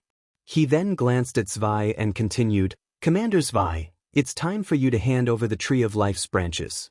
Or do you still insist we take them from you?" Blood Oath had wanted to avoid using the precious Tier 3 group invisibility scroll, but when he had heard that 13 Thrones was on his tail, his hand had been forced. If 13 Thrones' main force caught up with Heaven's Blades, not even Warblood and Starlink would be able to touch the adventurer team. 13 Thrones was a veteran super guild with a foundation that easily trumped Starlink's and Warblood's. Blood Oath's team didn't wait for a response. and the 31 Tier 3 experts behind him moved to surround Heaven's Blade's members. Heaven's Blade's team began to despair. They could sense that the weakest of their opponents was a Void Realm expert. Furthermore, Starlink's 4 Shadow Demons had joined War Blood on this hunt. The 4 Shadow Demons were particularly famous in the virtual gaming world. Any virtual gaming expert knew of them. During their early days, these 4 players had given the various super first-rate guilds and super guilds massive headaches. Not only did those 4 players have Starlink's full support in God's domain, but they had also reached Tier 3. The 4 Shadow Demons could likely wipe out Heaven's Blade's entire team on their own. "Commander, you should get out of here. Tiger and I will hold them back. They won't be able to get to you once you're in the central corridor," the Tier 3 Elementalist advised Zwei. The Elementalist recognized that Heaven's Blade's team stood no chance against Warblood's experts. Rather than involve Zwei in this meaningless battle, she'd be better off if she fled into the central corridor by herself while the rest of the team bought her time. Without needing to worry about her teammates, Zwei would have an easier time reaching the central corridor as well. "I've already told you that isn't up to you." Blood Oath spat. He then turned toward the 4 Shadow Demons and politely requested, "I'll have to trouble you for. Leave it to us. After all, it's why the guild leader sent us." Sword Demon agreed, nodding. He and the 3 other Shadow Demons then approached Heaven's Blade's commander. "We've heard plenty about you, Commander Zwei. Although we'd like a proper battle with you, we're burdened with responsibility. I'm afraid you'll have to take offense." The 3 other Shadow Demons then moved to surround Zwei. They were so fast that Heaven's Blade's other members didn't have time to react. "Come. I've waited for the chance to learn from you 4. Zwei shouted back. Her helmet hid her expression, but based on her calm tone, everyone knew she wasn't afraid in the least. On the contrary, she burned with fighting spirit. With her bold declaration, an immense amount of mana burst from her body, so dense that a white mist began to manifest around her. She radiated a powerful, sacred aura, which felt as if a god had descended to the mortal plane. Amazing! As expected of the player to single-handedly lead Heaven's Blade in becoming one of Dragonheart Island's top 10 adventurer teams. I admire you for reaching that realm at such a young age. Sword Demon praised Zwei, shocked by her performance. Everyone believed that Zwei had only reached the initial stages of the domain realm and still had a long way ahead of her. Read latest chapters at Wuxia World. You, however, Sword Demon could tell that wasn't the case. Zwei had progressed quite far into the domain realm. Even he had only managed the feat in his old age. As the 2 teams were about to engage, a loud commotion broke out outside the hall. Everyone spun to see what had happened. "Has 13 Thrones arrived?" Prison Tiger muttered hopefully. A moment later, a figure entered the altar hall, and when they saw who it was, Heaven's Blade's members were shocked. Cleansing Flame. Chapter 24-22, Black Flame's arrival. Cleansing Flame's sudden appearance stunned and confused Heaven's Blade's members. Why is Flame here? Prison Tiger wondered as he rubbed his eyes, wondering if he was so exhausted that he was hallucinating. Their commander and sent Cleansing Flame retreating from the inner corridor with a portion of the exploration team. Although she had later run into Zero Wing, which had helped her team, returning to the inner corridor and reaching this altar hall so quickly shouldn't have been possible. Moreover, Heaven's Blade's members couldn't figure out how Cleansing Flame had made it past the army of mechanical golems that roamed the inner corridor. They had suffered considerably to get this far, yet Cleansing Flame didn't even seem to have lost much stamina or concentration, much less HP. She looked as if she had taken a leisurely stroll through her backyard. How did she get here? Blood Oath narrowed his eyes at Cleansing Flame. The corridor was littered with mechanical golems, and many of them were great lords. There were also several Grand Lord-ranked mechanical golems outside the hall. Not even his team would have made it to the altar hall safely without using a Tier 3 group invisibility scroll. And yet, despite being a Tier 2 player, Cleansing Flame had entered the hall without taking any obvious damage. It was also obvious that she hadn't used an invisibility scroll. It was astonishing. While everyone stared at her, Cleansing Flame ignored Warblood's team and addressed Zwei. "Commander! Reinforcements have arrived." Cleansing Flame excitedly announced, her voice resonating throughout the hall. "We're saved! Reinforcements! This is great! We can finally leave this godforsaken place." Heaven's Blade's members released a held breath, joy, excitement, and relief washing over them. The constant fighting and hiding had tormented their mental states, and they had been incredibly depressed when they thought about how Heaven's Blade might fall from their position as one of Dragonheart Island's top 10 adventurer teams once they were annihilated. How could they hold themselves back from celebrating now that reinforcements had arrived to save them? Even if without the main branch, Heaven's Blade's strength could reach a new level with the Tree of Life's side branches. Reinforcements. In contrast, Blood Oath was clearly unhappy about Cleansing Flame's announcement. How did 13 Thrones members get here so quickly? He knew that 13 Thrones was trying to rescue Heaven's Blade since the Super Guild's representative had contacted him, asking him to give up on his hunt for Zwei. However, the idea of owning a Tree of Life was too tempting, and 13 Thrones forces had been nowhere near Zwei's team. If Warblood could annihilate Heaven's Blade's team and secure the Tree of Life's main branch, 13 Thrones would likely let the matter slide. Furthermore, Warblood and Starlink were partners in this situation, and starting a war with both organizations wouldn't benefit 13 Thrones, especially not over a Tree of Life main branch. If Warblood clashed with 13 Thrones' main force, however, it would be a different story. The Super Guild would consider it a declaration of war, and to protect its reputation, 13 Thrones wouldn't let Warblood or Starlink off the hook. "Are we going to continue this fight, Commander Blood?" Sword Demon asked in a whisper to Blood Oath. Blood Oath hesitated, unsure of which route to take.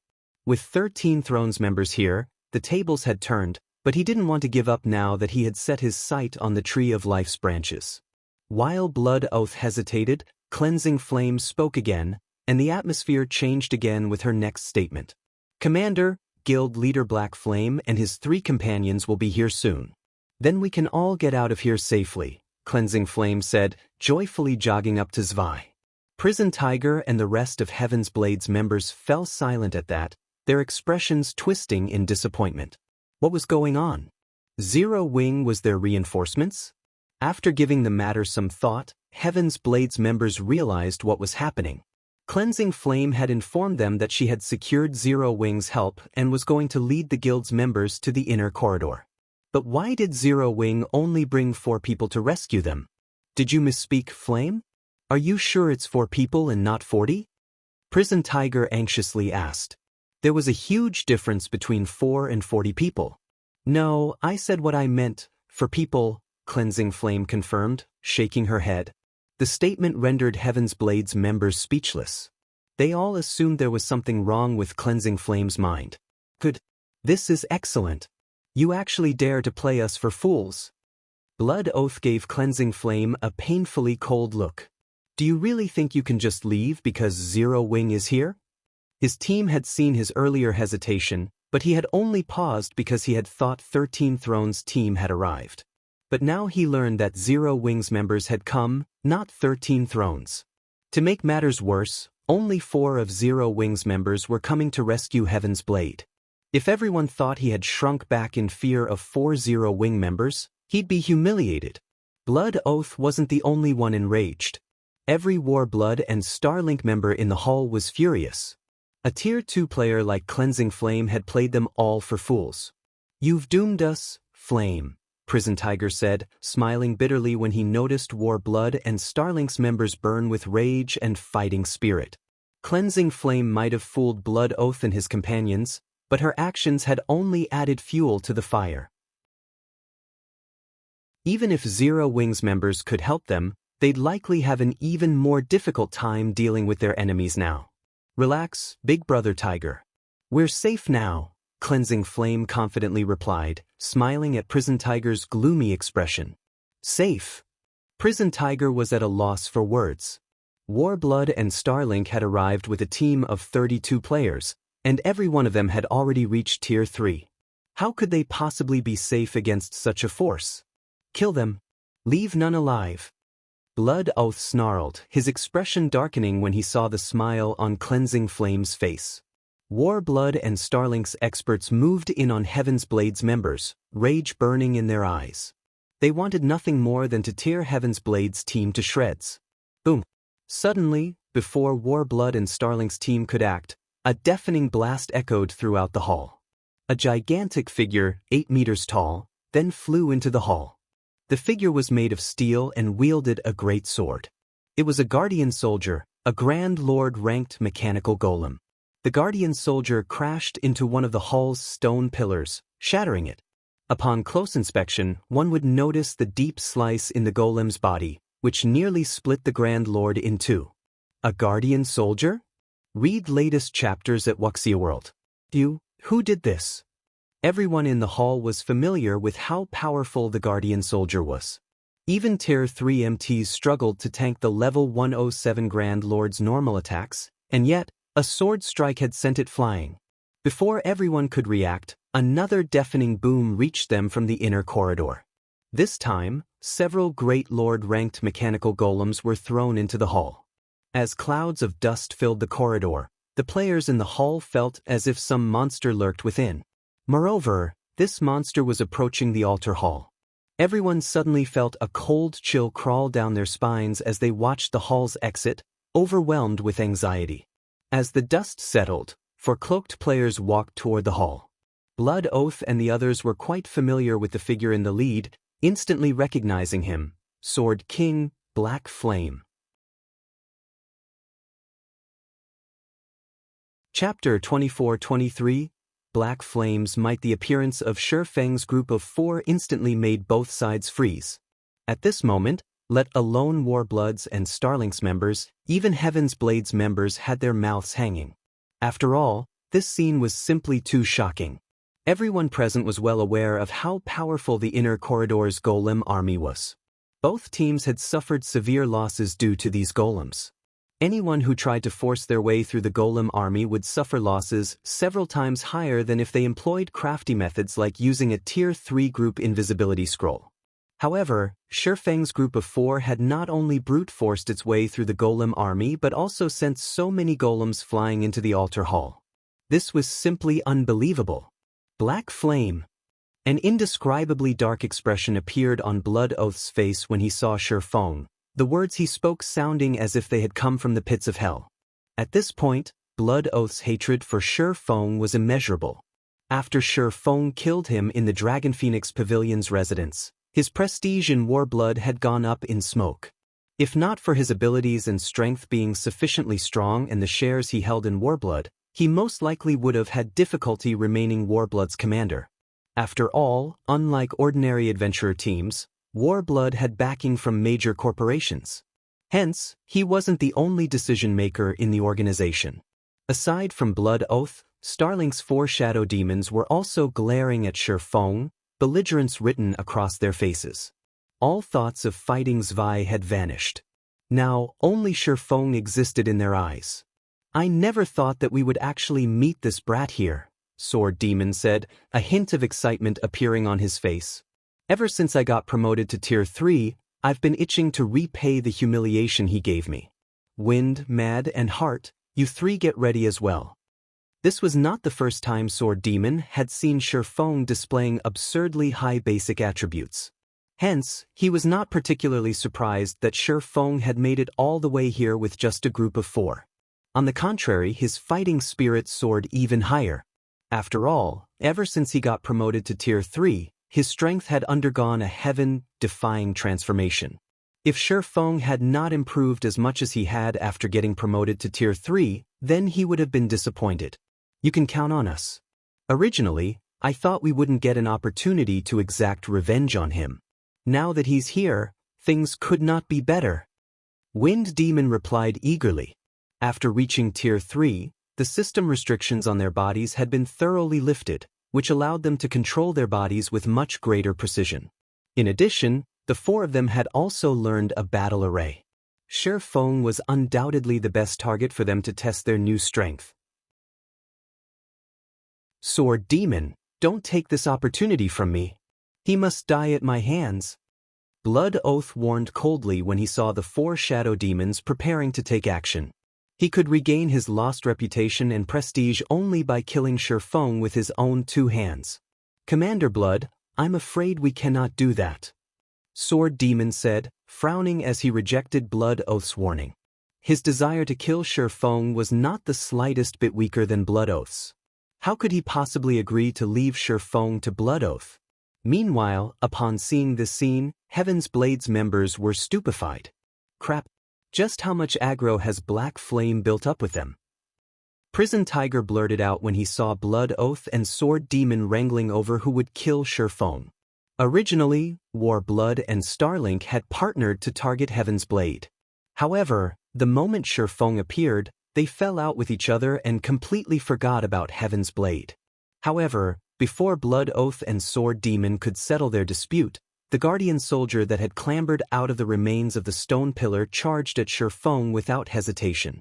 At this moment, dark green runes appeared all over the Guardian Soldier's steel body, and the ambient mana flowed toward it rapidly.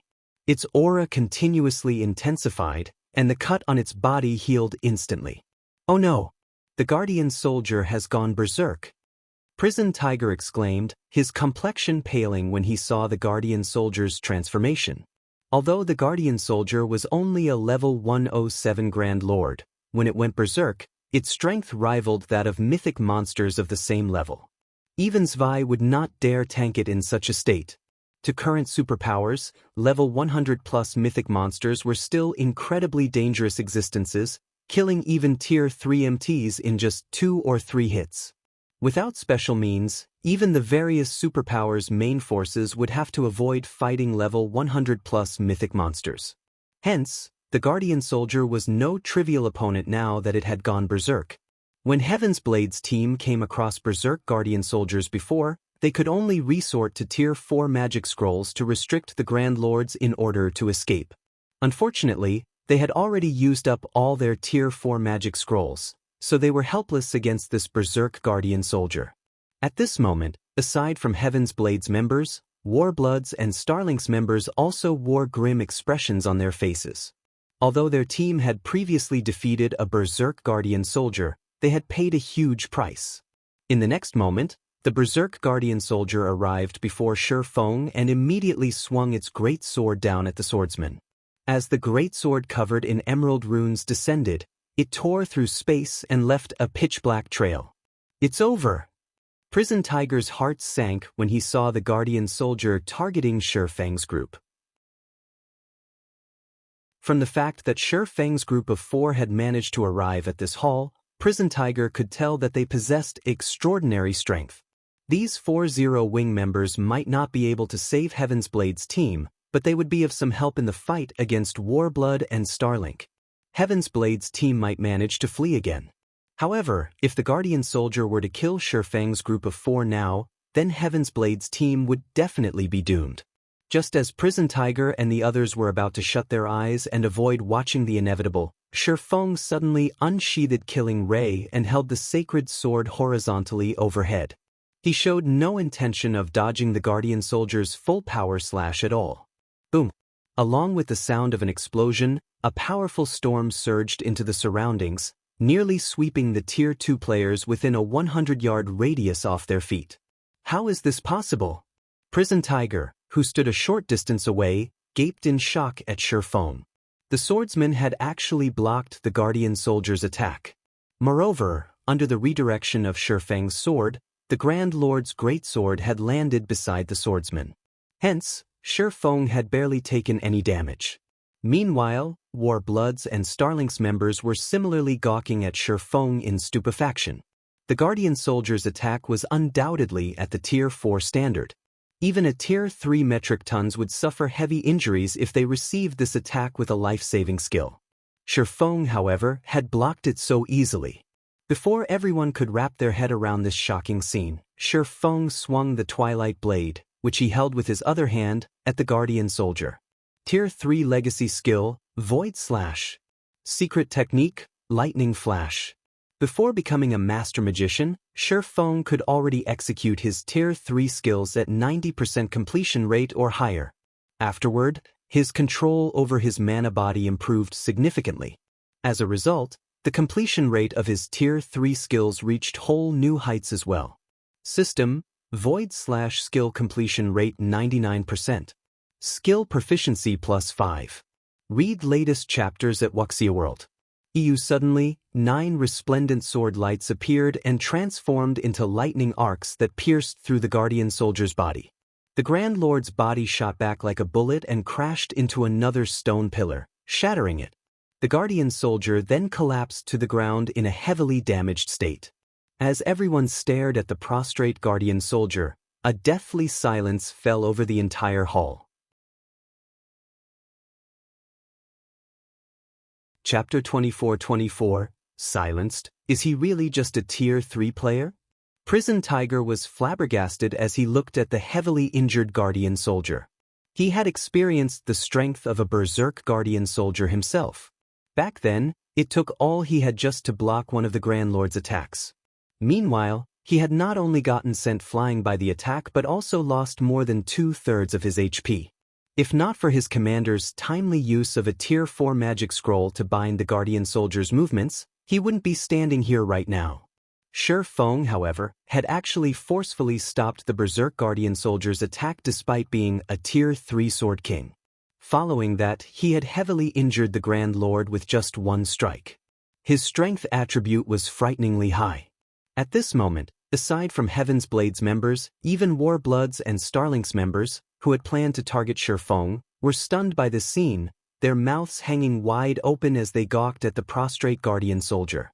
Damn it! How did he become so strong? Blood Oath's expression turned indescribably heavy as he gazed at Shi Feng, his anger and fighting spirit fizzling out.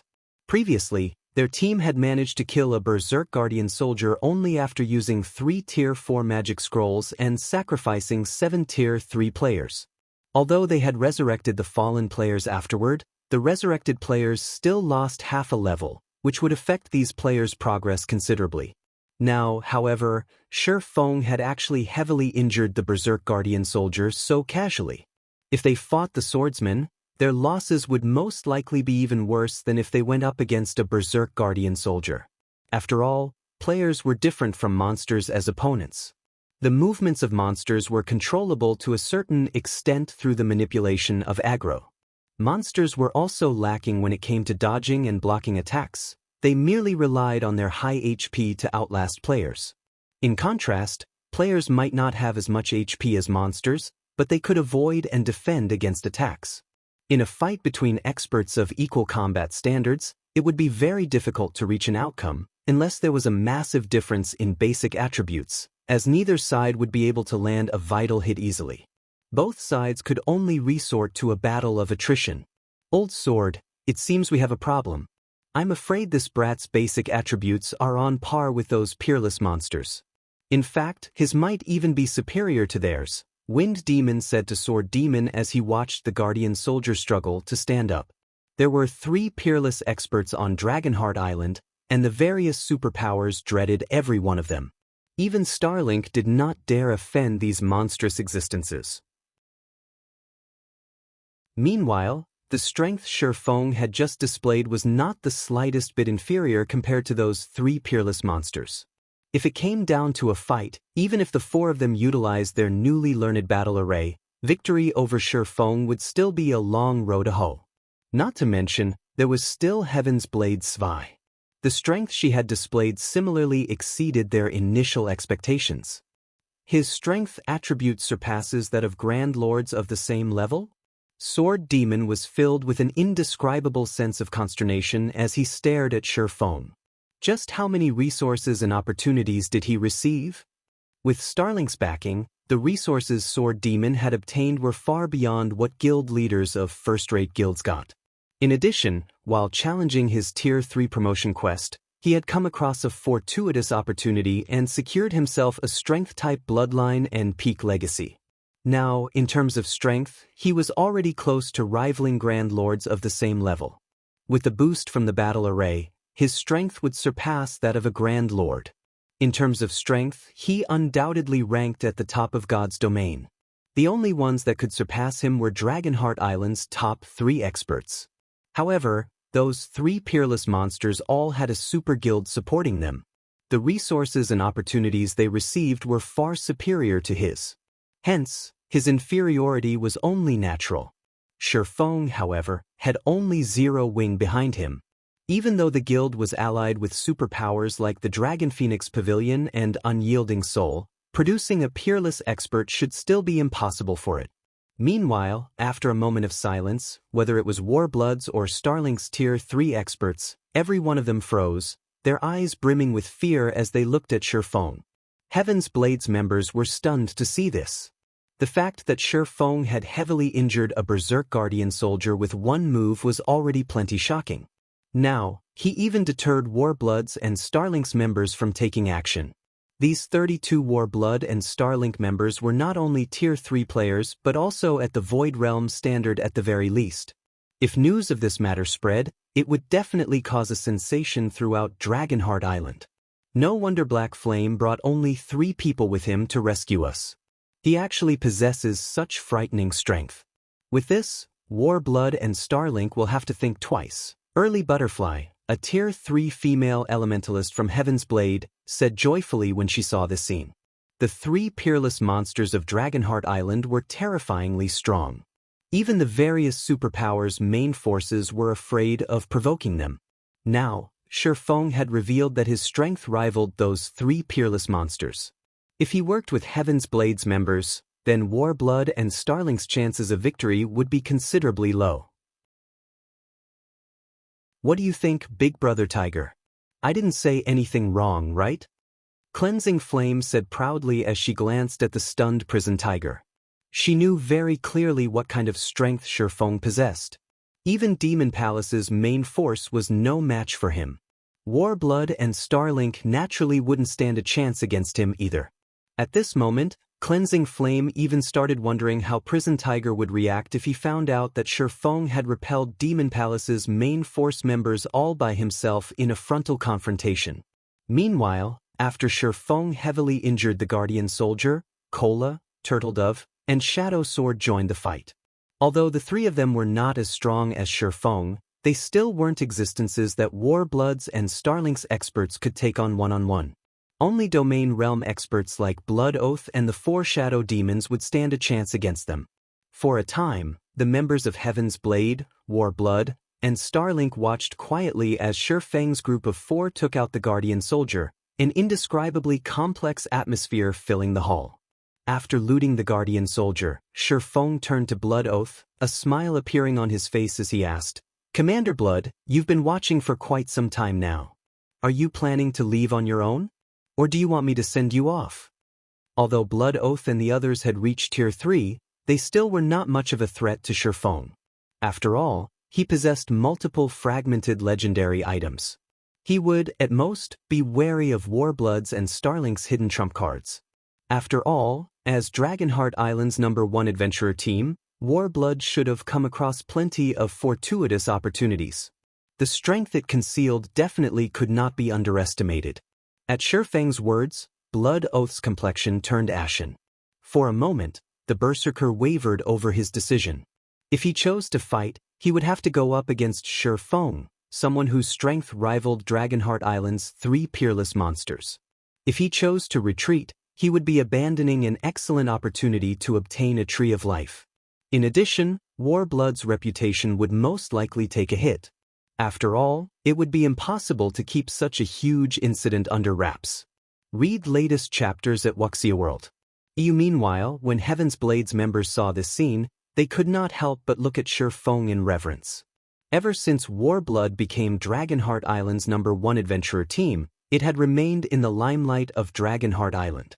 No superpower dared to offend it. Aside from Shifeng, there were most likely only a handful of individuals that could push Warblood to such an extent. Right then, however, another commotion occurred in the inner corridor. Immediately, everyone turned to look at the altar hall's entrance. In the next moment, a team consisting of 50+ members walked out of the monster-infested inner corridor and into the hall. The powerful aura the team exuded surprised everyone present. Meanwhile, every one of these players sported 13 Thrones Guild emblem. Leading these 13 Thrones members was an elderly man, Elder Wu, one of 13 Thrones Grand Elders. Chapter 24-25, At the Brink of War? With the appearance of Elder Wu's team, the silent atmosphere grew tense once more. "Commander, this is bad. Elder Wu actually made a personal trip here," Prison Tiger said, his expression turning grim when he saw Elder Wu and the two neat rows of 13 Thrones experts standing behind the elderly man. Every one of the 13 Thrones members present was a Tier 3 player. They outnumbered Warbloods and Starlink's Tier 3 experts combined, a clear display of a super guild strength. Meanwhile, Elder Wu was someone every power operating on Dragonheart Island knew about. After all, this elderly man was one of 13 Thrones Grand Elders and major shareholders. He had watched 13 Thrones grow from nothing into a super guild. Even 13 Thrones' current guild leader had to listen to Elder Wu's words. He was someone with authority within the super guild 13 Thrones. In addition, Elder Wu had full control over 13 Thrones' development on Dragonheart Island. Even 13 Thrones' guild leader could not casually interfere in the guild's development here. To save itself, Heaven's Blade had had no choice but to make a transaction with 13 Thrones. Of course, the precondition for this transaction was for 13 Thrones to reach Heaven's Blade in the inner corridor ahead of Zero Wing. Whichever guild managed to reach Heaven's Blade first would receive the Tree of Life's main branch. The main branch should have gone to Zero Wing, as Shifeng's group of 4 had reached Heaven's Blade's team first. However, with 13 Thrones Elder Wu having personally made the trip to rescue Heaven's Blade's team, the situation was now much more complicated. "It doesn't matter who they sent. A deal is a deal," Zwei said calmly. She remained utterly unfazed by the appearance of Elder Wu and 13 Thrones experts. "We can only let 13 Thrones waste a trip here this time." Upon hearing Zwei's words, Heaven's Blade's members could not help but gaze at her in awe and reverence. Her overwhelming strength and absolute justice were precisely the reason why they had chosen to join Heaven's Blade. However, despite their sentiments, Heaven's Blade's members still felt their heads aching because of the current situation. 13 Thrones was a super guild. Having dispatched such a grand force to save Heaven's Blade, 13 Thrones was unlikely to tolerate returning empty-handed. Not to mention, a prestigious individual like Elder Wu was even leading the Super Guild's team this time. If this matter was not handled properly, chances were high that 13 Thrones would decide to annihilate Heaven's Blade. Meanwhile, on the other side, when Blood Oath saw 13 Thrones' arrival, his pale complexion suddenly brightened into a smile. "Nice timing. I want to see what Zero Wing is going to do in this situation." Blood Oath thought as he turned to look at Shifeng, his excitement apparent for all to see. Blood Oath knew about the agreement between Heaven's Blade and 13 Thrones. If 13 Thrones had reached Heaven's Blade before Zero Wing, he would indeed have considered the situation hopeless. After all, Warblood and Starlink's joint team stood no chance against the 50-plus Tier 3 experts 13 Thrones had dispatched. Moreover, Elder Wu's left and right hands were also on this team. They were none other than the masked man and woman standing behind Elder Wu.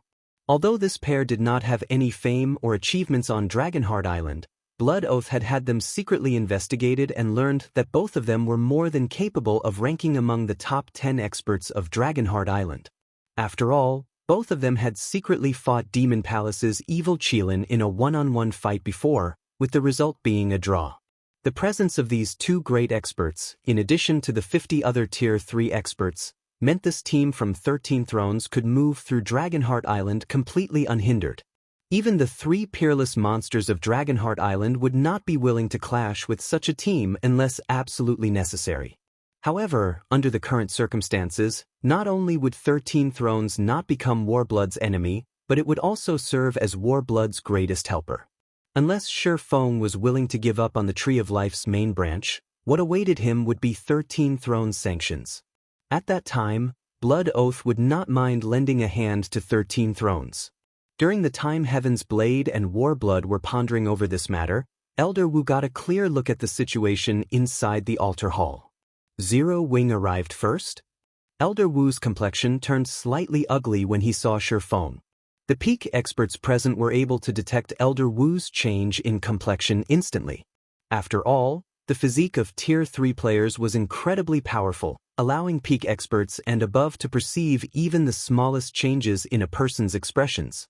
Immediately, the atmosphere in the hall chilled. So, they're planning to fight?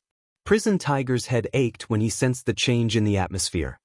He then glanced at Cleansing Flame, who stood beside him, and said quietly, "Flame, can you try persuading Black Flame? A wise man does not fight when the odds are against him. We stand no chance against 13 Thrones and Warblood's teams." Prison Tiger knew very clearly that with Svi's personality, it was utterly impossible to dissuade her from a decision she had made. Hence, their only hope now was to change Shifeng's mind. If Shifeng was willing to give up on the Tree of Life's main branch, then they could avoid fighting a futile battle. However, if Shifeng was adamant in keeping the main branch, then a battle against 13 Thrones and Warblood would be inevitable. You want me to persuade him?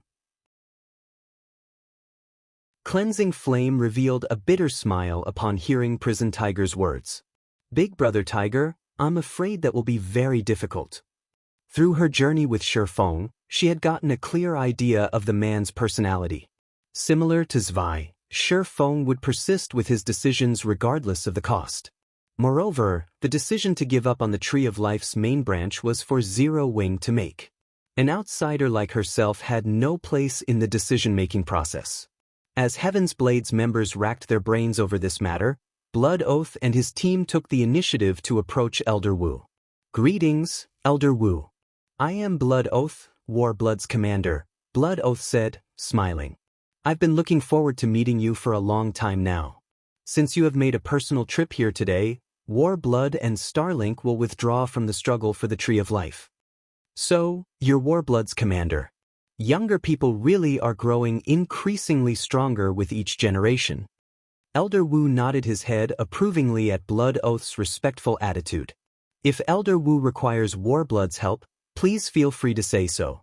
We will definitely assist you to the best of our abilities," Blood Oath offered, smiling. He then glanced at the distant Shifeng and continued, "If there's anybody that dares disrespect you, Warblood will definitely teach them a lesson." Blood Oath's attitude immediately made the Heaven's Blade members present nervous. They had never thought that Blood Oath would give up on the Tree of Life so decisively and even choose to side with 13 Thrones. This situation wasn't beneficial to Heaven's Blade or Zero Wing at all. "Allow this old man to thank you then," Elder Wu said, chuckling. He then stopped paying attention to Blood Oath and started walking toward Shifeng's group of 4, together with his subordinates. As Elder Wu's group approached Shifeng, the anxiety Heaven's Blade's members felt ramped up. At the same time, the atmosphere also grew increasingly tenser. It felt as if a war would break out at any moment. Hopefully, Guild leader Black Flame won't be too persistent, Cleansing Flame prayed inwardly. Although the Tree of Life was important, there were still plenty of opportunities inside the Molten Ruin. If Zero Wing started a fight with 13 Thrones now, it would not gain any benefits. After all, 13 Thrones possessed far greater strength on Dragonheart Island than Warblood and Starlink combined. Meanwhile, Blood Oath, who was watching this scene play out from a short distance away, wore a sneer on his face. Now, so long as Shifeng made one wrong decision, Zero Wing would face the full wrath of Warblood, Starlink, and 13 Thrones. Even if Shifeng chose to compromise today, Zero Wing would still lose the Tree of Life. Read latest chapters at Wuxia World. EU. Regardless of Shifeng's decision, Zero Wing would not be gaining any benefits. During the time everyone was anticipating a fight breaking out, Elder Wu arrived before Shifeng and quietly observed the young swordsman for a short moment. "Guild leader Black Flame, we meet again. I have to congratulate you this time. You actually reached this place so quickly from the Molten Ruin's outer corridor. This old man really cannot help but admire you. If you have some spare time in the future, you should pay a visit to 13 Thrones residence. You remember Happy Art, right? That little girl has been pestering me to form a partnership with Zero Wing," Elder Wu said with a friendly smile, his behavior making it seem as if he had just met an old friend. Meanwhile, upon hearing Elder Wu's words, whether it was Warbloods or Heaven's Blade's members, they could not help but gape at this scene, unable to wrap their heads around this situation.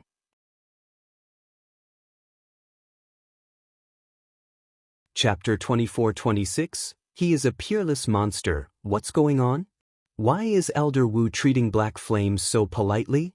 Everyone in the hall stared at the old man in astonishment, unable to believe what was happening. Elder Wu was a great authority in 13 Thrones, which even the guild leader had to bow to. Moreover, he was one of the most influential figures on Dragonheart Island. What possible reason would he have to act so friendly with a pseudo-superpowers guild leader? What is going on? Is 13 Thrones giving up on the Tree of Life? Shock and confusion overcame Blood Oath as he watched Elder Wu. The Tree of Life was a treasure that could tempt any superpower. It was capable of producing water of life, after all, which was necessary for resurrecting NPCs. A Tree of Life nurtured from a main branch could also bear fruits of life, which could increase personal guard's growth potential. A source of such valuable items would be a significant boon to any superpower. Blood Oath had been clear about his offer to help 13 Thrones eliminate Zero Wing's few players for free, yet Elder Wu had decided to give up on this golden opportunity. It was utterly baffling. Warblood and Starling's team wasn't the only one confused. Heaven's Blade's members were just as astonished by the situation. What kind of person is he? Prison Tiger muttered as he gazed at Shurfeng. Elder Wu was famed for using force to get what he wanted on Dragonheart Island. He never even showed the other superpowers guild leaders any respect. Furthermore, he had fought 2 superpowers over a treasure at sea. The incident had shocked everyone on the island. That treasure had only been an epic item, which wasn't even in the same league as a main branch from the Tree of Life. Prison Tiger had been certain that Elder Wu would move against Zero Wing, and Heaven's Blade wouldn't be able to do anything about it. 13 Thrones had never promised not to steal the branch from Zero Wing if the guild's team won it. If Elder Wu ordered an attack, he wouldn't be breaking any promises. But not only hadn't Elder Wu attacked Shurfeng's 4-man party. Rather, he had personally congratulated the swordsman. For a moment, Prison Tiger even wondered if Shurfeng weren't actually Zero Wing's guild leader, but the leader of some super guild. In truth, Elder Wu's amicable greeting had even surprised Shurfeng. He had never expected the old man to take such a friendly tone with him. After a moment of silence, Shurfeng smiled and replied, "Elder Wu, your praise is too generous. If I have time, I will certainly pay 13 Thrones a visit. I believe there are many ways a partnership between our guilds could benefit us in God's domain." Based on Elder Wu's attitude, Shurfeng realized that he wanted to form an alliance regarding the Tree of Life, which was wonderful news for Zero Wing. Not only was 13 Thrones a veteran super guild, but it also dominated a large section of the eastern continent. A partnership with 13 Thrones would greatly benefit Zero Wing's development. Moreover, nurturing a Tree of Life's main branch wasn't, by any means, easy. Doing so would require many precious resources. Even if Heaven's Blade kept its main branch, the adventurer team didn't have enough resources to grow it into a Tree of Life. In the end, it would only be a very expensive decoration. "It's a deal then." Little Art will be overjoyed to hear this, Elder Wu said, his smile becoming even more companionable with Shurfeng's agreement. Of course, Zero Wing has always been open to working with 13 Thrones, Shurfeng said, nodding. He wasn't joking about his interest in forming a mutually beneficial relationship with the Super Guild. 13 Thrones territory on the eastern continent was one of flatlands and mountainous regions. Because of that, the Super Guild had access to all sorts of well-known ores, including materials required to produce level 100+ weapons and equipment. This was the very reason that 13 Thrones had enjoyed such an advantage in acquiring level 100+ weapons and equipment during his previous life. If Zero Wing could negotiate for a stable supply of materials from 13 Thrones, it could surpass other superpowers when it came to equipment production, and the guild wouldn't have to worry about a lack of materials due to limited territory.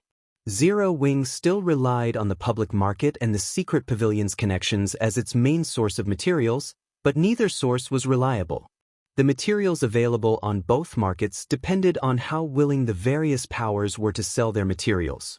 If the various powers refused to sell, securing the materials Zero Wing needed would be considerably challenging.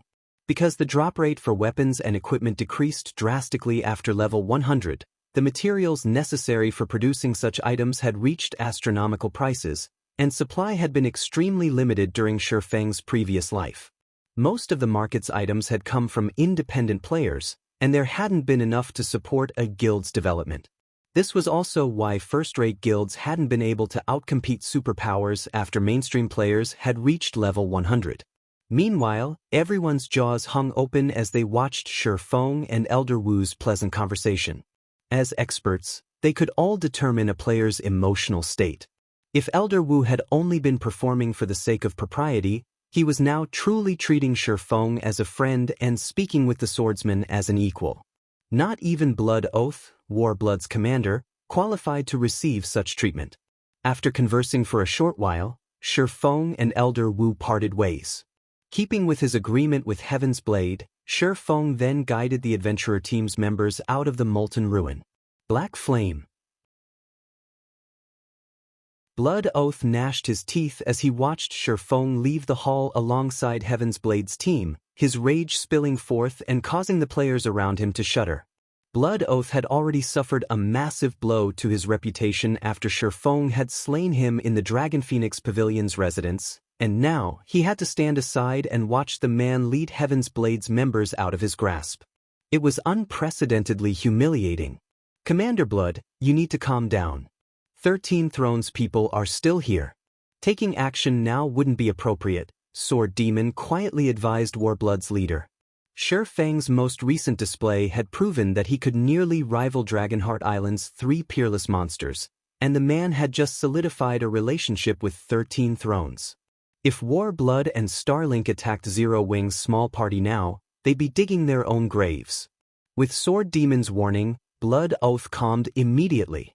He then shifted his gaze toward 13 Thrones members, who stood a short distance away. He realized that all of 13 Thrones members were staring at his team, and based on their postures, they were clearly prepared for battle. It left no room for doubt that 13 Thrones' team would attack his if he tried to pull anything against Zero Wing. Blood Oath was stupefied. He could understand if 13 Thrones had simply intended to give up on the fight for the Tree of Life's main branch and maintained a neutral stance, but the Super Guild's players chose to side with Shifeng. Blood Oath even wondered if they were putting on an act. Since when had Zero Wing and 13 Thrones been so friendly with each other? Once Shifeng's group was out of sight from the altar hall, Blood Oath shifted his gaze toward Elder Wu. Read latest chapters at Wuxia World. What is the meaning of this, Elder Wu? Blood Oath boldly demanded. Even if you hadn't come for the Tree of Life, was it necessary to do this to us?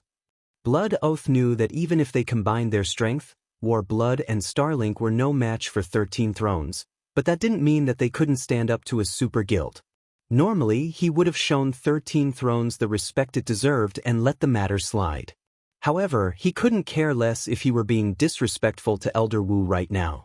Besides, 13 Thrones wouldn't start a war with Warblood and Starlink over a simple question.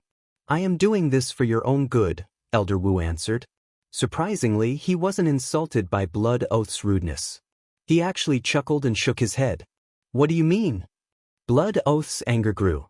By protecting Zero Wing, Elder Wu had basically slapped him in the face, yet the old man was saying it had been for his own good. This was laughable.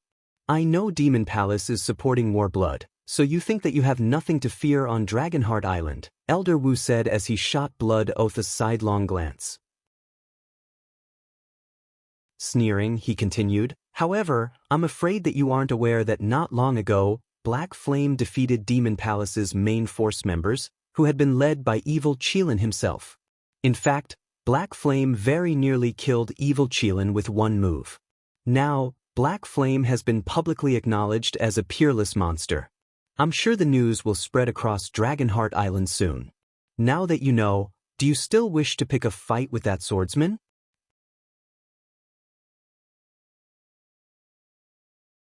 Chapter 24-27, Dragonheart shocked when they heard Elder Wu's explanation. Warblood and Starlink's members gasped, filled with shock and disbelief. Elder Qilin's team lost? Blood Oath muttered, stunned. It was hard to believe, but Elder Wu had no reason to lie to him. He was also aware that evil Qilin had led some of Demon Palace's main force members into the Molten Ruin. However, not only was evil Qilin one of Demon Palace's elders, but he also ranked among the top 10 experts on Dragonheart Island. Not even Sword Demon was as powerful. Moreover, evil Qilin had his 2 vice commanders from Demon Palace's 3rd trump card legion to support him in combat, and Blood Oath had experienced their strength personally. Both could even put up a good fight against Sword Demon. Although the rest of evil Qilin's team was slightly weaker, they were all Tier 3 experts with the demonic Hellword's special legacy. Aside from Dragonheart Island's 3 Peerless Monsters teams, no power on the island should be able to defeat evil Qilin's team. And yet, Elder Wu had just informed them that Shifeng had done just that. Moreover, Shifeng had nearly instant-killed evil Qilin. How could Blood Oath believe something so outlandish? I know you don't believe me, but I have the battle video of that encounter. You can take a look for yourself, Elder Wu said, smiling at Blood Oath's frozen expression. He then sent the video to Warblood's commander. In truth, Elder Wu was a little annoyed that Warblood had ignored 13 Thrones' warning and continued its pursuit of Heaven's Blade's team. Hence, he hadn't minded letting Blood Oath and his team learn their true worth. For now, Shifeng's battle video wasn't available to the public, but Warblood should be capable enough to acquire it, which was why Elder Wu didn't mind revealing the secret. How is this possible? Blood Oath watched the video, utterly stupefied. The battle's outcome was even more unbelievable than he had imagined. Not only did the video show Shifeng nearly instant-killing evil Qilin, but it also displayed Demon Palace's retreat as the team fled like rats from a sinking ship. The battle between Shifeng and Demon Palace's experts had been completely one-sided. With the players you have here, your team isn't enough to take on Black Flame alone. Of course, if you think you can defeat Dragonheart Island's Peerless monsters, you can challenge the man, Elder Wu said, still smiling as he saw Blood Oath's expression shift to one of horror. It's no wonder why he ignored us. So, he already this powerful. Even Sword Demon paled when he saw the video. Sword Demon knew that he was just slightly stronger than Dark Scorpion, and that was only because he had superior combat standards. Shifeng, however, had killed Dark Scorpion in one move. Sword Demon doubted that he would have fared any better if he had been in Dark Scorpion's place. Even if he activated his battle array, he would, at most, rival evil Qilin's power. The outcome of a battle with Shifeng wouldn't be any different for him. Complex emotions swam within Blood Oath. He felt both terrified and fortunate. The fact that Shifeng had become a peerless monster after reaching Tier 3 petrified him, and he celebrated the fact that he hadn't rushed into a fight with the swordsman. Warblood would have suffered so severely that it might have been forced to use its trump cards, which Blood Oath wanted to avoid more than anything. I've already done you a kindness in warning you. I've heard that Warblood has a grudge against Zero Wing. If that's the case, you should be careful in the future, Elder Wu said, chuckling before he left the hall with his team. Warblood had disregarded 13 Thrones after gaining Demon Palace's support, but now that Zero Wing had a peerless monster like Shifeng, Warblood would have a tough road ahead. That despicable old fox. Blood Oath inwardly cursed as he watched Elder Wu's departing figure. Elder Wu hadn't told him this out of kindness, but as a warning to Warblood. Now that the adventurer team's backer had made such a powerful enemy, Warblood had lost its reason to act so arrogantly. Commander, I'm afraid that our future is going to be challenging now that Black Flame is so strong, Inkfeather said. They had clashed with Zero Wing on Dragonheart Island frequently. If Shifeng disregarded his reputation and moved against Warblood's experts personally, the adventurer team would suffer grave losses. Warblood would be utterly helpless before the swordsman.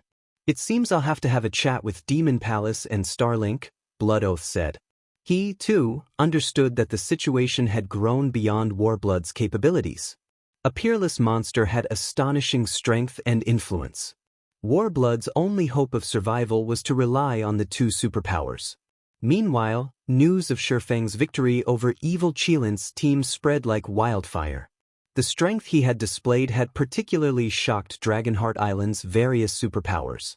Only the island's 3 peerless monsters had the strength to defeat a team of that caliber single-handedly.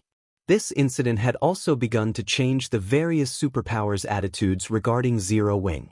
The various superpowers had only felt that Zero Wing's peak combatants could rival those from ordinary superpowers, but when it came to overall strength, the guild couldn't compare. However, after this event, the various superpowers began to view Zero Wing as an equal. At the very least, they intended to treat Shifeng, Zero Wing's guild leader, as respectfully as they did guild leaders of actual superpowers. And this was all because of Shifeng had been recognized as a peerless monster now that he had reached Tier 3. It wasn't easy to reach Tier 3 in God's domain. Even peak experts had less than a 50% chance to succeed. Although more players would complete their Tier 3 promotion quests as they reached higher levels and obtained better equipment, they would still be a minority among God's domain's player base. Moreover, there would be a huge difference in players' strength depending on what difficulty they completed. All of the game's superpowers acknowledged this fact. Based on the fighting combat power Shifeng had displayed, it was clear that Shifeng had completed a very high difficulty setting with his Tier 3 promotion quest. His potential growth and strength couldn't be underestimated. While Dragonheart Island's denizens reeled over Shifeng's strength, he had safely escorted Heaven's Blade's members out of the Molten Ruin. During their journey, the various superpowers experts they had encountered had stared at Shifeng as if they had seen a ghost, and they promptly made way for the team. Read latest chapters at Wuxia World. The spectacular scene had dumbfounded Heaven's Blade's members. It also reaffirmed that in God's domain, strength was everything. Commander Zwei was extremely powerful and ranked among Dragonheart Island's top MTs, but not even she could instill such fear and command such respect from the various superpowers. Thank you for escorting us out personally, Guild Leader Black Flame. According to our previous agreement, this main branch from the Tree of Life is yours, Zwei said when she sensed the seal on her lift. She then took a dark gray crystalline tree branch out of her bag and said, "However, this branch has already withered. I'm afraid returning it to life will be very difficult." Regardless of how precious the Tree of Life's main branch was, it had withered. Unlike the side branches, she couldn't sense a trace of life energy from the main branch. Although Shifeng had earned it, whether or not he could nurture it into a Tree of Life was uncertain. "It's dead." When he received the crystalline branch, Shifeng inspected it with omniscient eyes.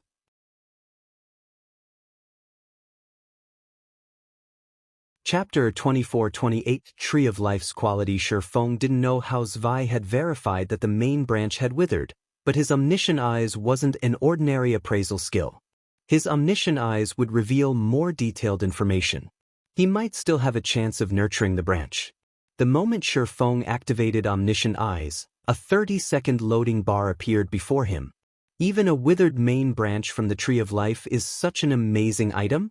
Shifeng stared at the crystalline branch in astonishment.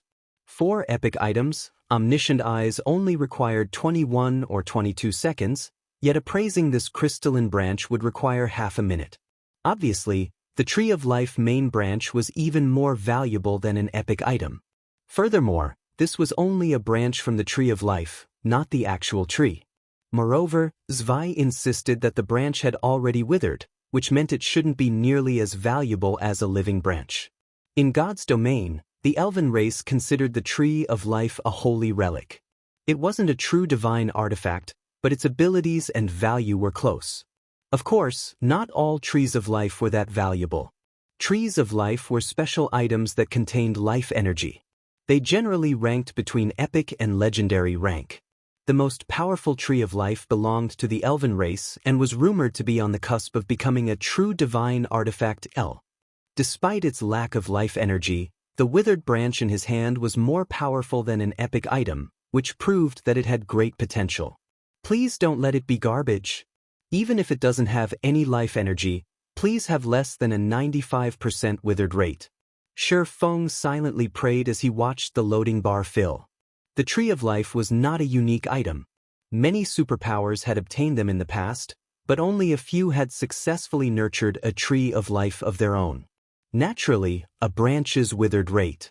Based on the various powers research, a branch had no chance of surviving if it had a 95% or higher withered rate, regardless of whether it was a main or side branch.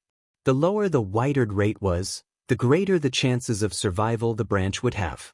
Branches that were empty of life energy generally had an 80% or higher withered rate, which included the main branch in Shifeng's hands. Shifeng knew that the main branches the various powers had obtained during his previous life hadn't usually contained life energy. However, these branches were incredibly valuable, and as long as one could grow them, they'd be at least as valuable as several fragmented legendary items. Fragmented legendary items were some of the rarest and most valuable treasures in God's domain. Not even first-rate guilds had had more than 15 of them, on average, in the past. First-rate guilds had held full control over entire kingdoms and over 1 million guild members, but despite the resources in their grasp, they had only secured a small number of fragmented legendary items. Time passed slowly for Shifeng as he grew increasingly nervous while he watched the seconds pass. 10 seconds, 20 seconds. While Shifeng stared intently at the crystalline branch, Zwei spoke up. Guild leader Black Flame, Heaven's Blade has only dodged a tragedy because of your timely arrival. If you are interested, we will trade you a side branch for one level 100+ epic item, Zwei suggested as she watched the focused man before her. Zero Wing had certainly helped Heaven's Blade a great deal. Had Shifeng's group arrived just a few minutes later, Heaven's Blade would have lost everything. She simply wasn't satisfied with repaying Shifeng by offering a withered main branch from the Tree of Life. There's no need to feel bad about this, Commander Zwei. A deal is a deal. In fact, Zero Wing has greatly benefited from this transaction. Nurturing a Tree of Life from a side branch isn't easy, and Heaven's Blade has suffered considerable losses in the Molten Ruin. If you sell another branch, your expedition will have been a complete waste of time, Shifeng said, shaking his head as he refused Zwei's well-intentioned offer. How about this? If you have any rare materials you wish to sell, Zero Wing would like to buy them at market price. A Tree of Life's side branch was worth several level 100+ epic items. If he accepted Zwei's offer, Zero Wing would massively profit. However, the Tree of Life's side branches weren't that important to Shifeng. Rather than profit from a one-time trade, he'd prefer to deepen the relationship between Heaven's Blade and Zero Wing. Heaven's Blade was the 5th-ranked adventurer team on Dragonheart Island, and although it couldn't compare to the various superpowers, its naval prowess shouldn't be underestimated. It also had several dozen powerful adventurer teams under its command. Overall, Heaven's Blade had just as much access to the ocean's resources as the Dragon Phoenix Pavilion. As God's Domain's players progressed in the game, the various powers would turn their focus toward the sea. God's Domain was more ocean than land, after all. Even if Zero Wing eventually grew its naval strength, it would only be able to secure a small fraction of the available resources, which was why, despite having superior naval prowess, Starlink had chosen to ally with Warblood. If Zero Wing could secure an alliance with Heaven's Blade and gain a stable source of materials, this partnership would be worth far more than a side branch from the Tree of Life. Alright, if you insist. From now on, we will sell all of the rare materials that we would have otherwise sold on the market to Zero Wing. Zwei agreed, somewhat taken aback. She had never thought that Shifeng would refuse her offer. The Tree of Life's side branches were also highly sought after, even by the various superpowers. She then turned to Cleansing Flame and said, "Flame, from now on, you'll be the vice commander in charge of materials. You'll also be responsible for handling transactions with Zero Wing." Cleansing Flame was stunned. She hadn't expected Zwei to promote her to vice commander so suddenly. However, she quickly recovered from her daze and nodded, "Understood." Heaven's Blade's other members couldn't help but envy their companion. Heaven's Blade might not be a superpower, but it was a top adventurer team with tens of thousands of members and several dozen large-scale adventurer teams under its commander. Even Dragonheart Island's first-rate powers had to treat Heaven's Blade's current 4 vice commanders with respect. Why wouldn't they be jealous that Cleansing Flame had just become the adventurer team's 5th vice commander? Of course, despite their envy, nobody objected to the promotion. Cleansing Flame was a bona fide Void Realm expert. She merely been unlucky during her Tier 3 promotion quest, failing it. Her combat standards, however, definitely qualified her for the position. The only reason she hadn't been promoted previously was because she hadn't contributed enough to the adventurer team. After this expedition to the Molten Ruin, however, that was no longer the case. Their main force had only avoided utter destruction thanks to Cleansing Flame's success in acquiring Shifeng's help. That major achievement was more than enough for her to earn the position of vice commander. Read latest chapters at Wuxia World. Even Luo was a little jealous of Cleansing Flame. She had gotten lucky running into a peerless monster like Shifeng, becoming a vice commander before Luo. Luo had been surprised when her team encountered Zwei and Shifeng's group halfway through their journey into the inner corridor. She had never expected Shifeng to reach her commander successfully, and based on what Zwei's team members told her, it seemed that Shifeng had suppressed Warblood and Starlink's 32 Tier 3 experts with his presence alone. Just you wait. Sooner or later, I'll become a vice commander through my own strength. Luo inwardly swore as she glanced at Shifeng. While Heaven's Blade's members envied Cleansing Flame, the loading bar before Shifeng completed. The Crystalline Branch's attribute panel then appeared before him. What? This is a Tree of Life branch that has survived since the Great Destruction.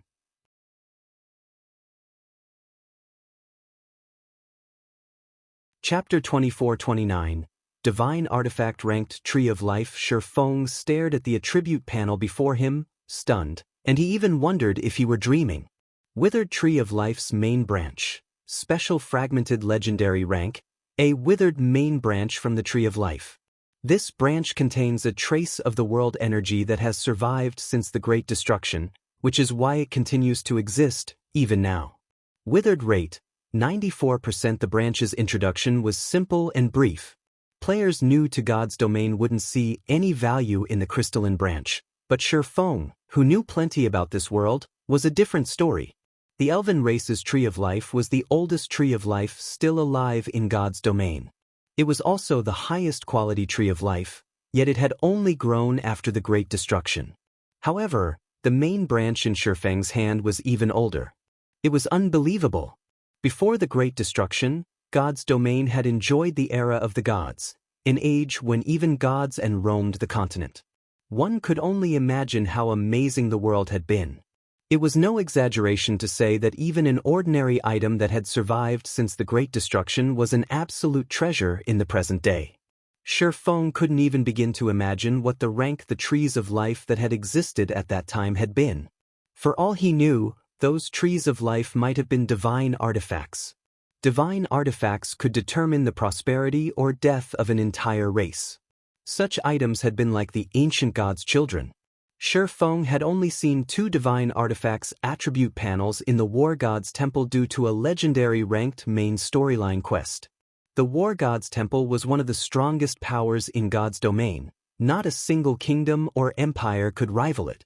And yet, despite such power, the War God's Temple only had 2 divine artifacts in its possession. Before today, Shifeng hadn't understood the true strength of divine artifacts. In fact, he had even wondered if players could actually get their hands on one. Even after a decade in God's Domain, no one had ever heard of a player acquiring a divine artifact. The strongest items he had heard of players obtaining were legendary rank. A legendary item could allow a player to transcend tiers. If a player stumbled across a divine artifact, they'd gain unimaginable strength. Although the Tree of Life was neither a weapon nor a piece of equipment, it could produce valuable items, such as the Water of Life, Fruits of Life, and Nuclei of Life. The higher the Tree of Life's rank was, the more of these items it could produce, and the shorter its production cycles would be. At the Fragmented Legendary rank, a Tree of Life had a 1-month production cycle, which would only yield 3 of each item. A Tree of Life at Legendary rank could produce 3 to 5 items every fortnight. Its withered rate is so high, at 94%. It's just 1% away from becoming useless. I'll have less than a 10% chance of restoring it to life. Shifeng could not help but frown at the branch's withered rate. He knew that a branch would be useless if it had a 95% or higher withered rate, but only one power had successfully nurtured a tree of life from a 94% withered branch. Moreover, that had only been a side branch. Of course, there was no difference between restoring a main branch or side branch. Both would need a steady supply of materials that contained high-purity mana and life energy to restore the branch's life force, allowing it to grow naturally.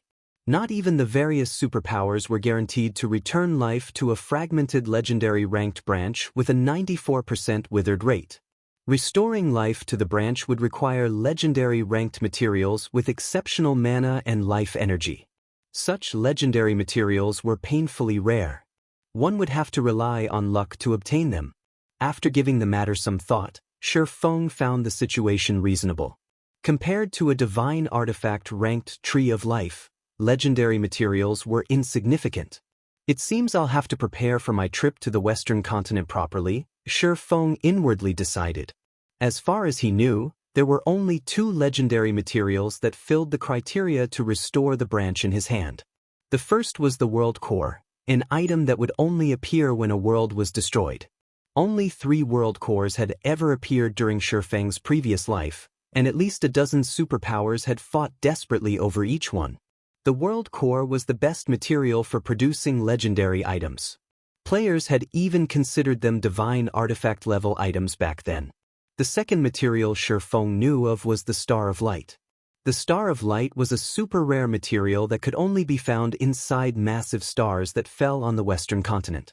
Players had only found 6 stars of light in the past. Although they weren't as rare as World Cores, they were even more valuable than fragmented legendary items. One could use a Star of Light as the core of a city's magic array. Not only would this substantially increase a city's defenses and mana density, but the city's magic array would also absorb starlight at night, automatically replenishing its mana reserves and reducing the city's magic crystal cost. Stars of Light were the ideal energy core for guild cities. After inspecting the crystalline branch, Shifeng parted ways with Heaven's Blade's members and left the Molten Ruin with Kola and his comrades. He didn't want to waste even a second more. The Molten Ruin might have a lot of treasures and flying mount eggs, but they were nothing compared to the Tree of Life. Furthermore, Zero Wing already had the Crimson Dragon flying ship design. As long as the guild had enough materials, it could mass-produce flying ships for its members, which would be a much more reliable method of obtaining flying mounts.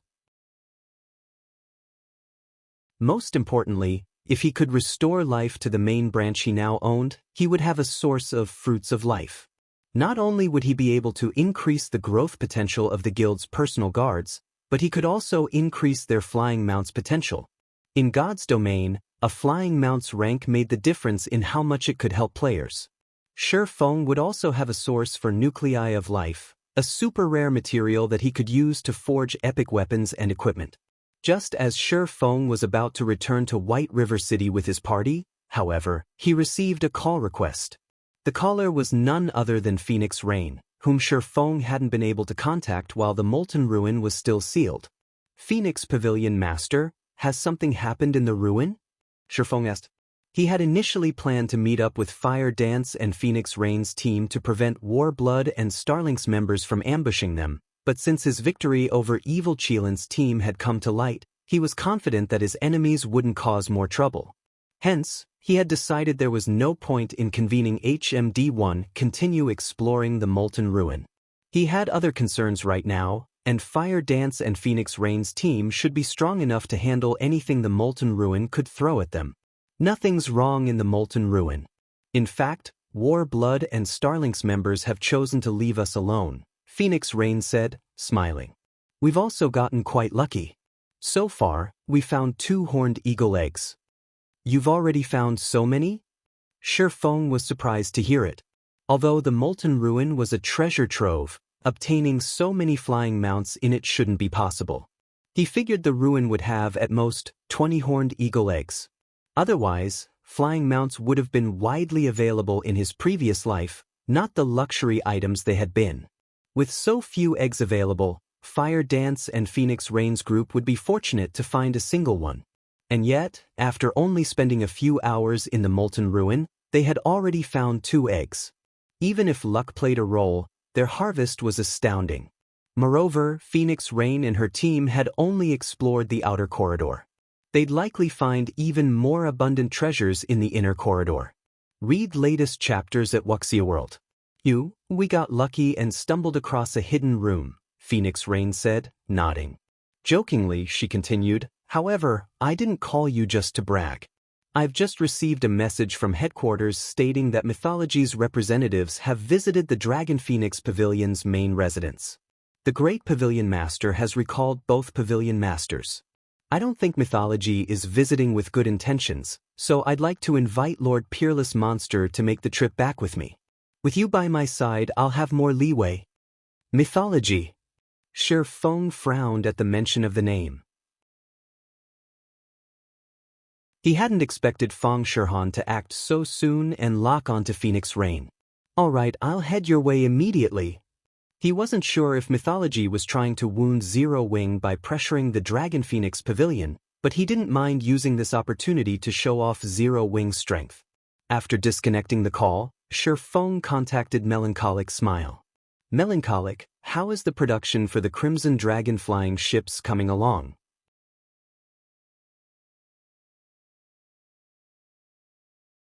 Chapter 2430, Mythology Dawn Ridge, Twilight City. The Dawn Ridge was located right next to the level 100 neutral map closest to the Apocalypse Empire, and it had long since become a hub for mainstream players. Many superpowers had established guild towns and cities in the area, but of all the towns and cities in the map, the most popular was Twilight City.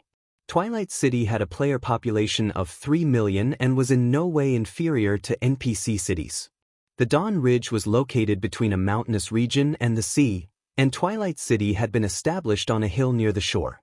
Not only did players have easy access to the sea from the city, but they could also reach a level 100 neutral map quite quickly. The location was a convenience for players that occasionally operated on the ocean, which was why the city was so popular. Aside from the city's convenient location, Twilight City was so popular because it was home to the Dragon Phoenix Pavilion's main headquarters. It was the most well-developed guild city the Dragon Phoenix Pavilion owned, and it was far safer than any other guild towns or cities in the Dawn Ridge. Meanwhile, several flashes of light illuminated the Dragon Phoenix Pavilion's guild hall as Phoenix Rain and her team returned to the residence. The moment the idling guild members noticed her group, they adopted a respectful attitude, particularly the young men and women who had recently joined the pavilion. When they saw Phoenix Rain's alluring, mysterious figure clad in bright red robes, they were mesmerized. The Pavilion Master is amazing. Not only is she so charismatic, but she also completed her high-difficulty Tier 3 quest in one attempt. She's even level 103 already. I wish I could join her personal security team. I'd get to play God's Domain with her every day. A level 100 female elementalist gushed, watching Phoenix Rain with starry eyes. Stop dreaming. You've just joined the guild, yet you want to become the Pavilion Master's personal bodyguard? Only the top-ranked newcomers have a chance to earn such a position. You should have seen those monstrous players. Even if our basic attributes were equalized, they could single-handedly take out several dozen of us. A male berserker, the elementalist team leader, rolled his eyes. Once upon a time, he, too, had dreamed of earning such a high position in the guild, but since he had begun to participate in the Dragon Phoenix Pavilion's training sessions and began to grow stronger, he fell into even greater despair. The difference between him and the guild's geniuses was more than just a matter of basic attributes. In ordinary guilds, a refinement realm expert would be considered a part of the guild's backbone, but in the Dragon Phoenix Pavilion, it was the minimum requirement to become a core member. Players would only become a pillar of strength once they reached the Void Realm. Usually, only the top 10 players of the several thousand internal members the pavilion recruited each year would have a chance of reaching the Void Realm. The Dragon Phoenix Pavilion was a veteran super first-rate guild, and it required much of its internal members. Experts who were well known among the public meant nothing in the pavilion. While the guild's members quietly conversed, Another commotion erupted in the guild hall. A dozen or so players descended the stairs from the second floor, led by a beautiful woman. Beside the woman stood 9 Dragons Emperor. The strange woman wore dark blue leather armor and carried a crimson short sword, which hung from her waist toward her back. The sword's sheath was decorated with ancient ruins that attracted the ambient mana.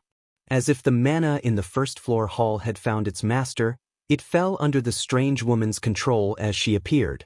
A special bloodline legacy? Surprise flashed in Phoenix Rain's gaze when she noticed the stranger. As an elementalist, Phoenix Rain's perception of mana was keen, and she had gained a newfound understanding of mana after she had reached Tier 3. She could sense that, despite being a Tier 3 assassin, the woman had just as strong mana affinity as she did. It almost seemed like the beautiful assassin was mana's favorite child. The players behind the woman caused a similar phenomenon, only the ambient mana's reaction to them wasn't as strong. Rain, you're here. Let me introduce you. This is Mythology's Vice Guild leader, Cold Shadow. 9 Dragons Emperor introduced with an exceptionally pleased expression as Phoenix Rain emerged from the teleportation hall. He had been startled when he had heard that Mythology's upper echelons intended to visit the Dragon Phoenix Pavilion. He had assumed that the pavilion was in major trouble. Mythology was one of the virtual gaming world's 5 great super guilds, all of which had maintained their positions for many years. No guild could threaten their standings. There were even rumors that the 5 great super guilds were no longer on the same level as other super guilds. Greetings, I am the Phoenix Pavilion Master, Phoenix Rain. Phoenix Rain introduced herself. I've heard of you before, Phoenix Pavilion Master, Cold Shadow said, smiling. Your efforts at sea are a large part of the reason that the Dragon Phoenix Pavilion's naval prowess is what it is today. You also secretly supported Zero Wing in exchange for a large percentage of the Candlelight trading firm shares. Now, Candlelight has influence in multiple kingdoms and empires and earns significant profits each day. Very few in God's domain can match your exceptional insight, Phoenix Pavilion Master. Your praise is too generous, Phoenix Rain calmly replied. May I know what business you have with the Dragon Phoenix Pavilion, Vice Guild Leader Shadow? Phoenix Rain was suspicious of Mythology's visit and clueless about the Super Guild's intentions. Mythology had focused its development on the Western continent, yet it had come to visit the Dragon Phoenix Pavilion, which was limited to the Eastern continent, so suddenly. This was just as significant as an international corporation seeking out a small, domestic company, and Phoenix Rain didn't know what to make of it. However, based on the Great Pavilion Master's tone when he had requested her return to the main headquarters, it seemed that Mythology had come to find her. Something about the situation didn't feel right to Phoenix Rain, and seeing 9 Dragons Emperor's attitude, she was certain that Mythology wasn't here with good news. Oh, it's nothing major, really, Cold Shadow said, chuckling. Mythology simply wishes to extend its reach to the Eastern continent and wants to investigate the situation first. Zero Wing's Candlelight trading firm is one of the potential partners we'd like to consider, but everyone knows that Zero Wing almost never sells its shares. Hence, we wish to purchase your shares of the trading firm. We're willing to offer you double the market price, in addition to selling some of the Western continent's unique materials and merchandise to the Dragon Phoenix Pavilion. We believe the transaction will benefit all involved. Read latest chapters at Wuxia World. EU, I have already spoken with the Great Pavilion Master about this, but he insists that Candlelight's shares belong to you personally and that I'll have to speak with you about the situation. Of course, as long as you're willing to sell your shares of Candlelight, he'll be more than willing to ally with Mythology. Thus, I've come to negotiate with you, Phoenix Pavilion Master. Rain, this is the first time the Dragon Phoenix Pavilion will get to cooperate with Mythology. Many of the guild's Grand Elders are looking forward to this. You mustn't let this opportunity go and disappoint the guild elders and Great Pavilion Master, 9 Dragons Emperor earnestly advised. Blue Phoenix gave 9 Dragons Emperor a cold glare from behind Phoenix Rain. She wanted nothing more than to strangle the bastard. Whether or not Phoenix Rain sold her Candlelight shares was her problem, but Zero Wing must have a reason for being so stingy. If Phoenix Rain sold her shares, the decision would affect her relationship with Zero Wing. Meanwhile, Nine Dragons Emperor was trying to force Phoenix Rain's hand by using the excuse of guild interest. Regardless of what Phoenix Rain decided, it was clear that the Phoenix Pavilion wouldn't benefit.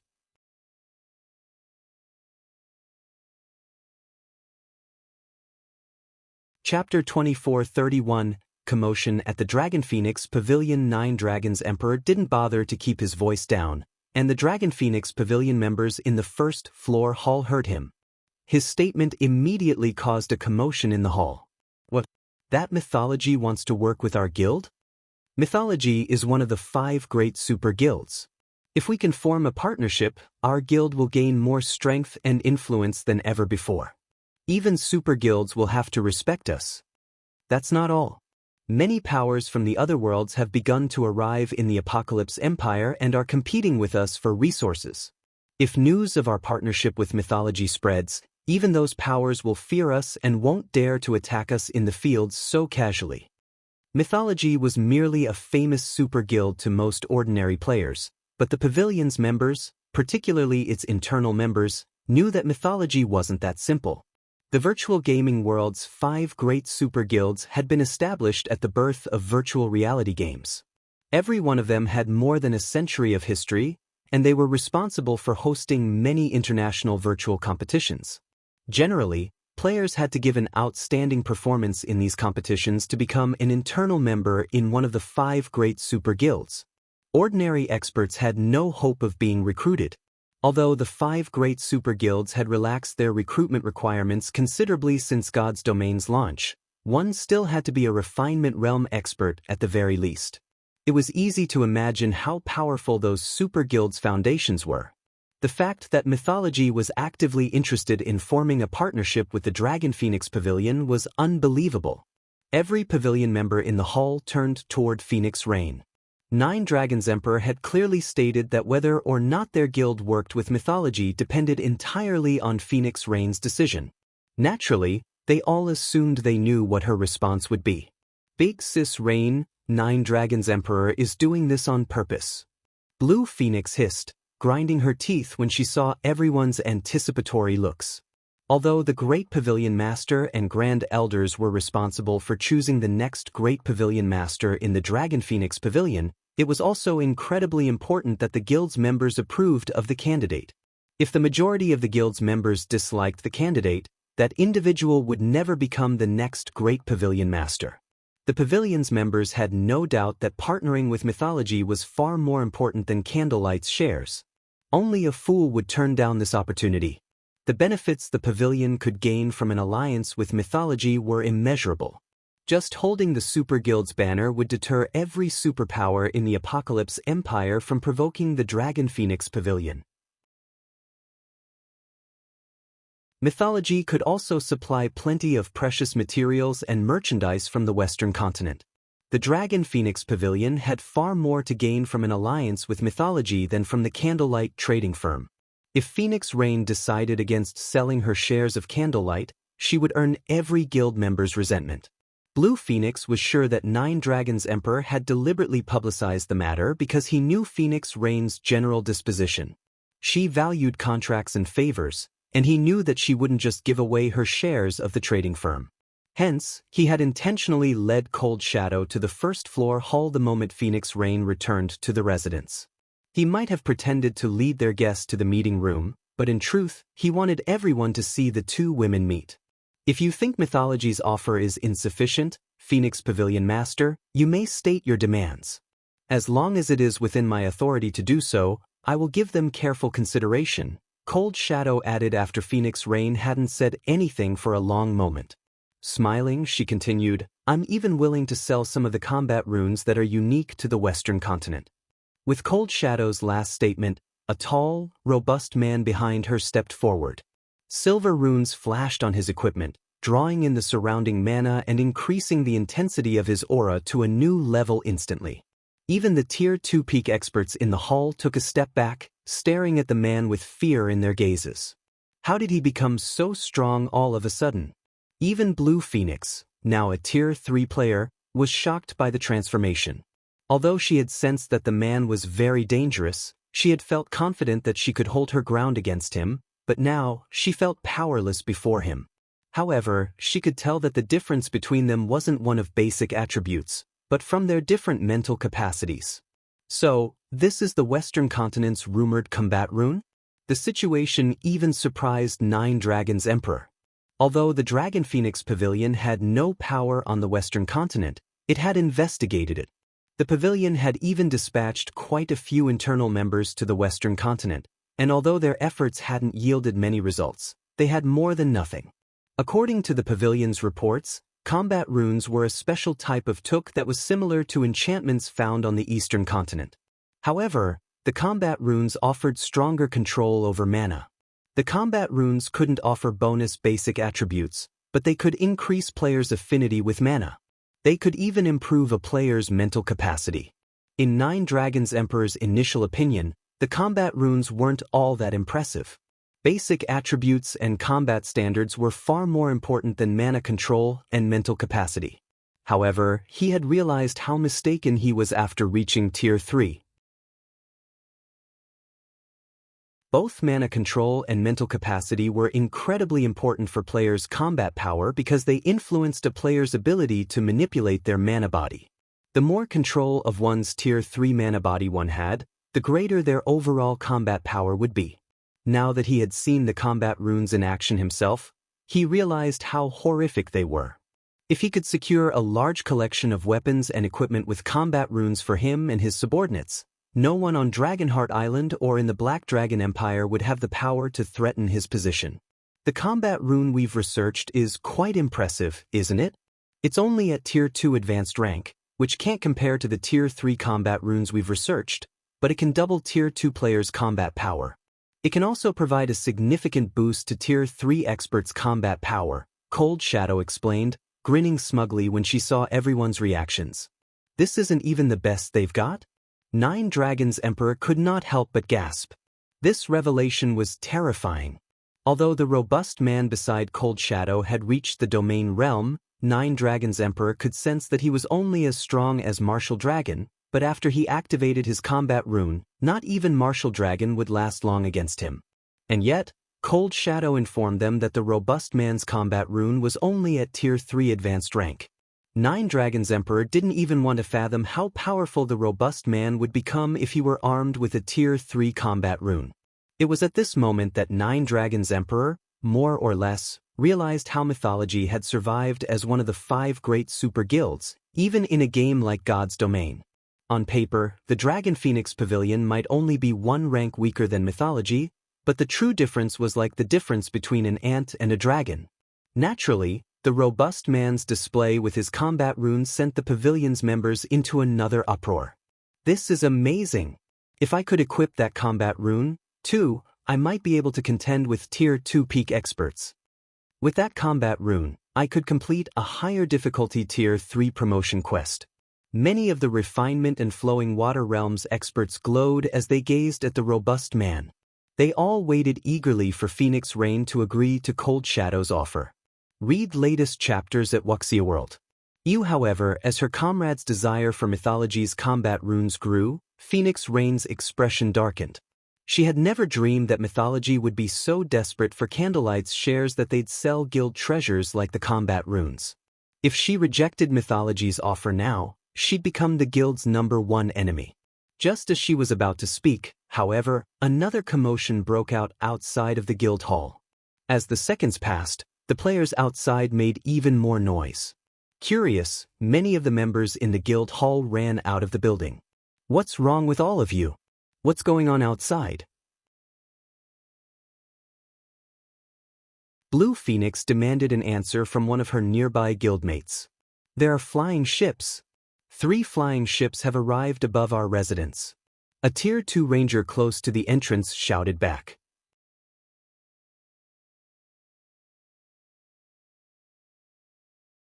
Chapter 2432, Frightening Foundations, Flying Ships. Could it be Zero Wing? When Nine Dragons' Emperor and the pavilion's other members heard someone mention flying ships, they immediately thought of Zero Wing. When Zero Wing's Crimson Dragon flying ship had first appeared in God's Domain, it had caused a huge commotion among the various powers. At that time, The name Zero Wing had engraved itself in the superpowers' minds. In an era when flying mounts were still exceedingly rare, a flying ship could be immensely beneficial. Moreover, a flying ship would rule the skies with the combat power it possessed. If players didn't have sufficiently powerful anti-aircraft weapons, encountering an enemy flying ship could be devastating. However, Nine Dragons' Emperor and his comrades shook the thought away. This time, there were 3 flying ships at their door. Obtaining a single flying ship was already incredible, but a guild like Zero Wing could never secure 3 of them. When Phoenix Rain and Blue Phoenix heard the announcement, they were confused. They had expected Zero Wing to make the trip to Twilight City, but they couldn't have come with 3 flying ships, could they? Is it not Zero Wing? Phoenix Rain frowned at the thought. A force of 3 flying ships was no trivial matter. Based on the information the Dragon Phoenix Pavilion had acquired thus far, 1 ship would be more than enough to give the ruler of a guild city a headache. If 3 flying ships attacked a guild city together, they'd likely destroy the city's infrastructure by the time they finished, even if they didn't capture the city. Even the Dragon Phoenix Pavilion's Twilight City would have a difficult time against 3 flying ships. This was why the various superpowers were so desperately trying to obtain their own flying mounts. Without an aerial unit, a guild would be at an overwhelming disadvantage against a flying ship. Although guild towns and cities had defense turrets and arrow towers, these defensive structures would struggle to land a hit on the highly mobile flying ship. The battle would merely be a one-sided beating. 3 flying ships? Cold Shadow was also curious about the situation. The Eastern continent already has a power that has developed to such a standard? The Western continent had flying ships as well, but they were exceptionally challenging to obtain. Although some of the Western continent's powers had discovered clues that could lead to a flying ship, they'd still need a considerable amount of time before they actually got their hands on it. This was another reason for her decision to annex Zero Wing. Phoenix Rain, Nine Dragons' Emperor, and Cold Shadow left the guild hall with their subordinates in tow. They all wanted to know who owned these 3 flying ships. 3 steel giants hovered above the residence's plaza, the roar of their magic engines blasting throughout the area. Even players outside of the Dragon Phoenix Pavilion's residence could feel the gale the ships stirred up.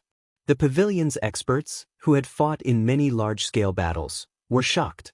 Although the flying ships didn't seem aggressive and simply hovered in the air, the experts' instincts screamed at them to flee. Staring at those flying ships, they felt as if they stood before 3 colossal beasts. This was why the Dragon Phoenix Pavilion's Legion, which was stationed in Twilight City, had allowed the flying ships to enter the city and rest above their guild's residence. They hadn't even bothered to warn the flying ships or try to chase them off. They had only been able to stare as the steel giants passed, wary and afraid. When Phoenix Rain and her group emerged from the guild hall, the flying ship in the lead began to descend. The pavilion's members in the plaza promptly made room for the ship to land, afraid of provoking whoever piloted the steel giant. Not a single player in the plaza could wait to find out who commanded these 3 flying ships. Not even super guilds had this kind of air power.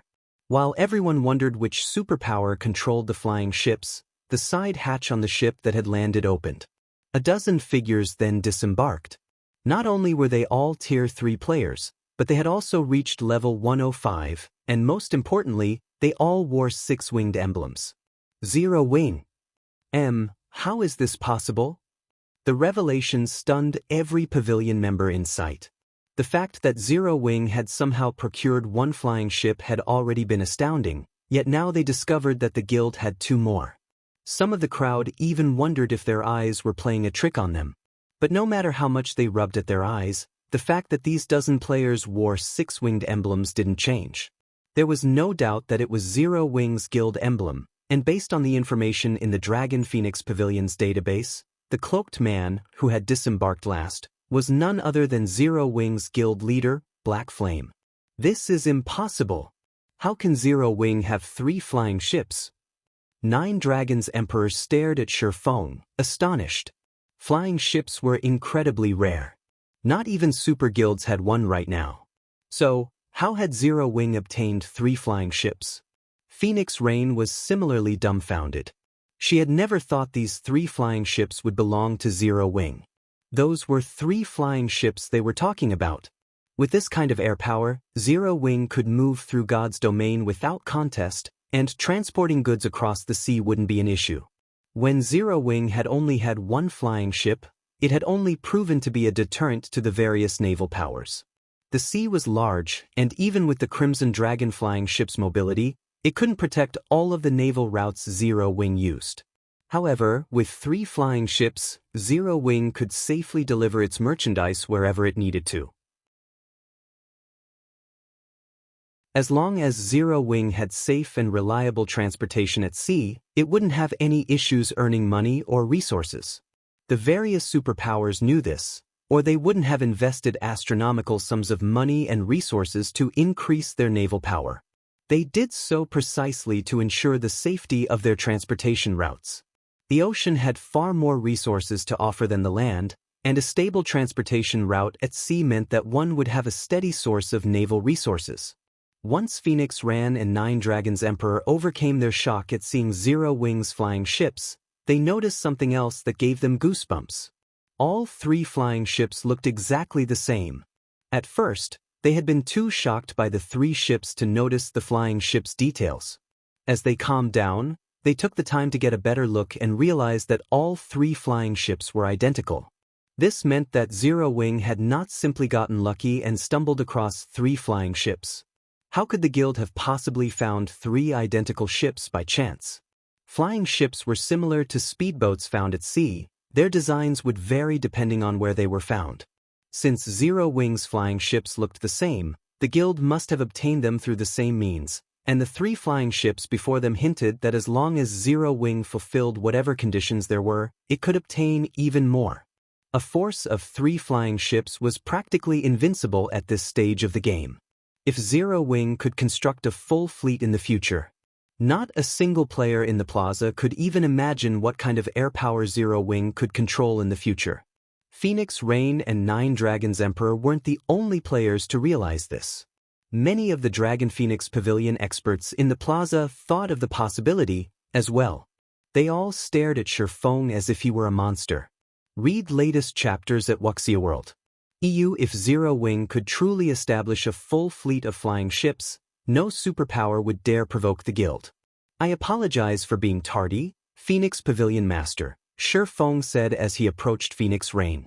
He glanced at Cold Shadow and the players behind her before he continued with a smile, I hope I'm not interrupting anything. He had wanted to keep his flying ships a secret as Zero Wing continued to develop its air power, but to ensure that Phoenix Rain continued to hold her position and influence in the Dragon Phoenix Pavilion, he had been forced to change his plans. Not only had Zero Wing exhausted all of its coins to craft these 3 flying ships, but it had also borrowed money for materials from the secret pavilion. The guild wouldn't be able to construct another ship anytime soon. Furthermore, the market didn't currently have enough materials to construct another flying ship. Based on everyone's shocked expressions, Shifeng decided that he had achieved his goal.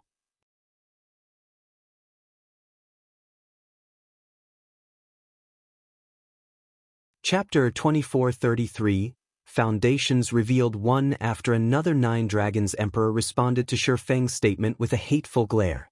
The force Zero Wing had mobilized had sent Twilight City on high alert. How could this be interpreted as anything other than an interruption? Moreover, Shifeng's grand arrival had ruined 9 Dragons Emperor's efforts to interest his guild members in a partnership with Mythology. Not only had Zero Wing's show of strength shocked the Dragon Phoenix Pavilion's members, but it had chased away any thoughts about Mythology.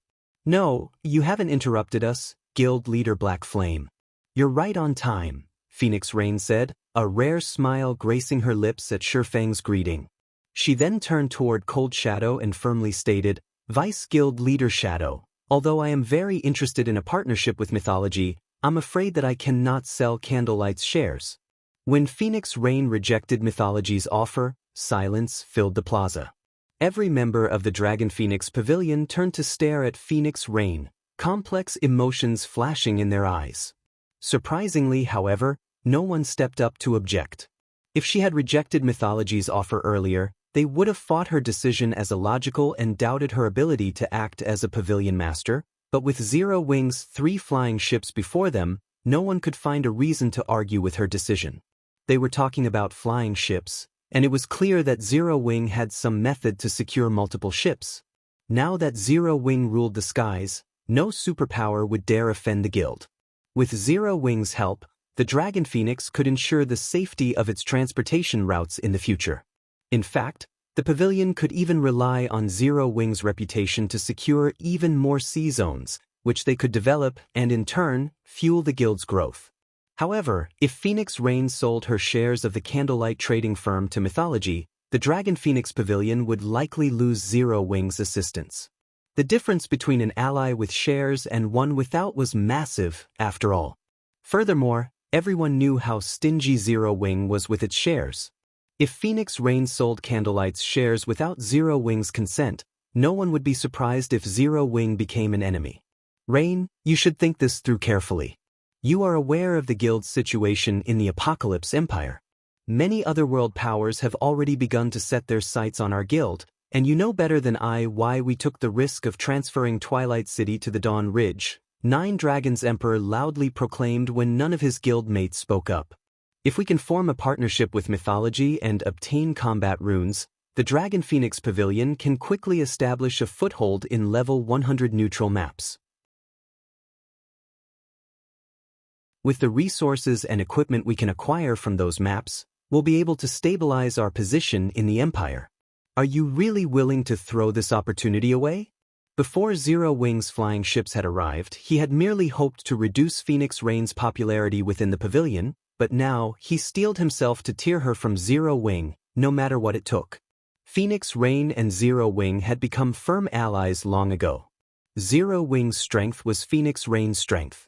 But Mythology was a different story. The potential alliance with Mythology might drastically elevate Phoenix Rain's position, but it would be temporary. Mythology wasn't interested in a partnership with Phoenix Rain specifically, it wanted an alliance with the Dragon Phoenix Pavilion. This would leave room for him to take advantage of plenty of opportunities, but if she stuck with Zero Wing, he'd have nothing. Fortunately, Mythology had offered something that the Dragon Phoenix Pavilion urgently needed. There was no way the Grand Elders could ignore the temptation of Mythology's combat runes. Although the Dragon Phoenix Pavilion was a super first-rate guild, its strength was only considered average among the many superpowers in God's domain. Now powers from the various other worlds had begun to invade the main continent. The Dragon Phoenix Pavilion's position in the game was under threat. To alleviate some of the pressure the guild faced, the Dragon Phoenix Pavilion had decided to gamble and transfer Twilight City, the guild's strongest city, to Dawn Ridge to secure its hold over the neighboring level 100 neutral map. However, the other superpowers in the Apocalypse Empire weren't idiots. They had also invested plenty of resources and stationed their players in the Dawn Ridge. If the Dragon Phoenix Pavilion had a powerful tool like the combat runes, it would have a much easier time exploring level 100 neutral maps. This was the Grand Elder's ultimate goal. Hearing 9 Dragons Emperor's comment, several nearby Grand Elders frowned and turned toward Phoenix Rain, their expressions hinting that she needed to make her decision carefully. The combat runes would be significantly helpful when the guild's members explored level 100 neutral maps. The benefits these combat runes offered were just as impactful as Zero Wing's flying ships could be. In fact, the combat runes might be even more beneficial to the guild. Zero Wing owned those flying ships, after all. The Dragon Phoenix Pavilion did not. Moreover, rejecting Cold Shadow's offer would be on par with slapping Mythology in the face. Mythology was one of the virtual gaming world's 5 great super guilds, and it had already shown the Pavilion a lot of respect by approaching the smaller guild for an alliance. If the Pavilion rejected Mythology, the super guild would offer nothing. It might even move against the Dragon Phoenix Pavilion. Although Mythology was focused on its development on the Western continent, it was still one of the 5 great super guilds. Causing trouble for the Pavilion would be child's play. Phoenix Rain's expression turned grim. She had never expected 9 Dragons Emperor to pander to the guild's Grand Elders after failing to rouse their guildmates.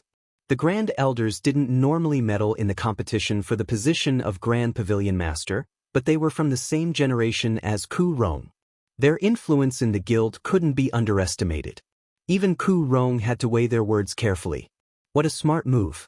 It's no wonder how he maintained his hold on the Black Dragon Empire in the past.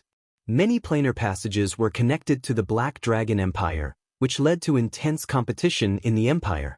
Normally, only super guilds were confident in stopping so many otherworld powers from invading, but during Shifeng's previous life, 9 Dragons Emperor's branch guild in the Black Dragon Empire had successfully defended the Dragon Phoenix Pavilion's territories, only losing insignificant sections.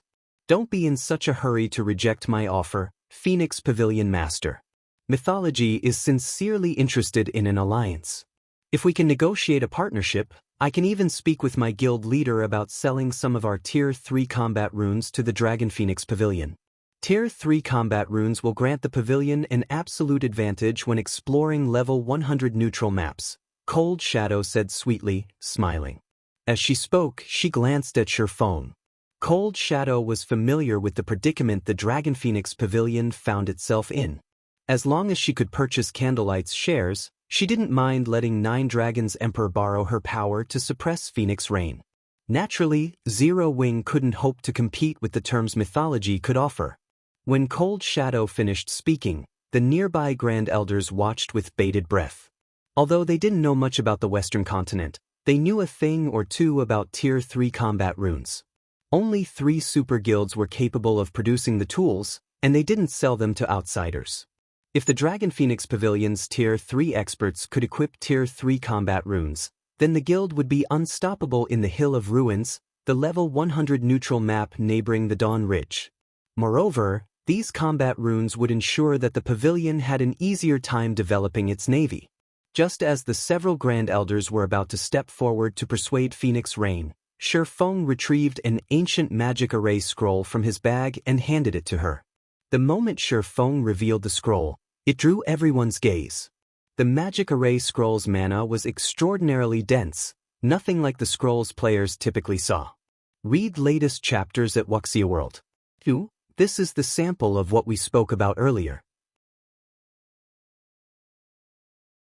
If you find it acceptable, we can negotiate prices, Shifeng calmly stated as he gestured to the magic array scroll now in Phoenix Reign's hand. Cold Shadow only grinned at Shifeng's play. She found it simply laughable that he wanted to use a magic array scroll to compete with her guild's Tier 3 combat runes.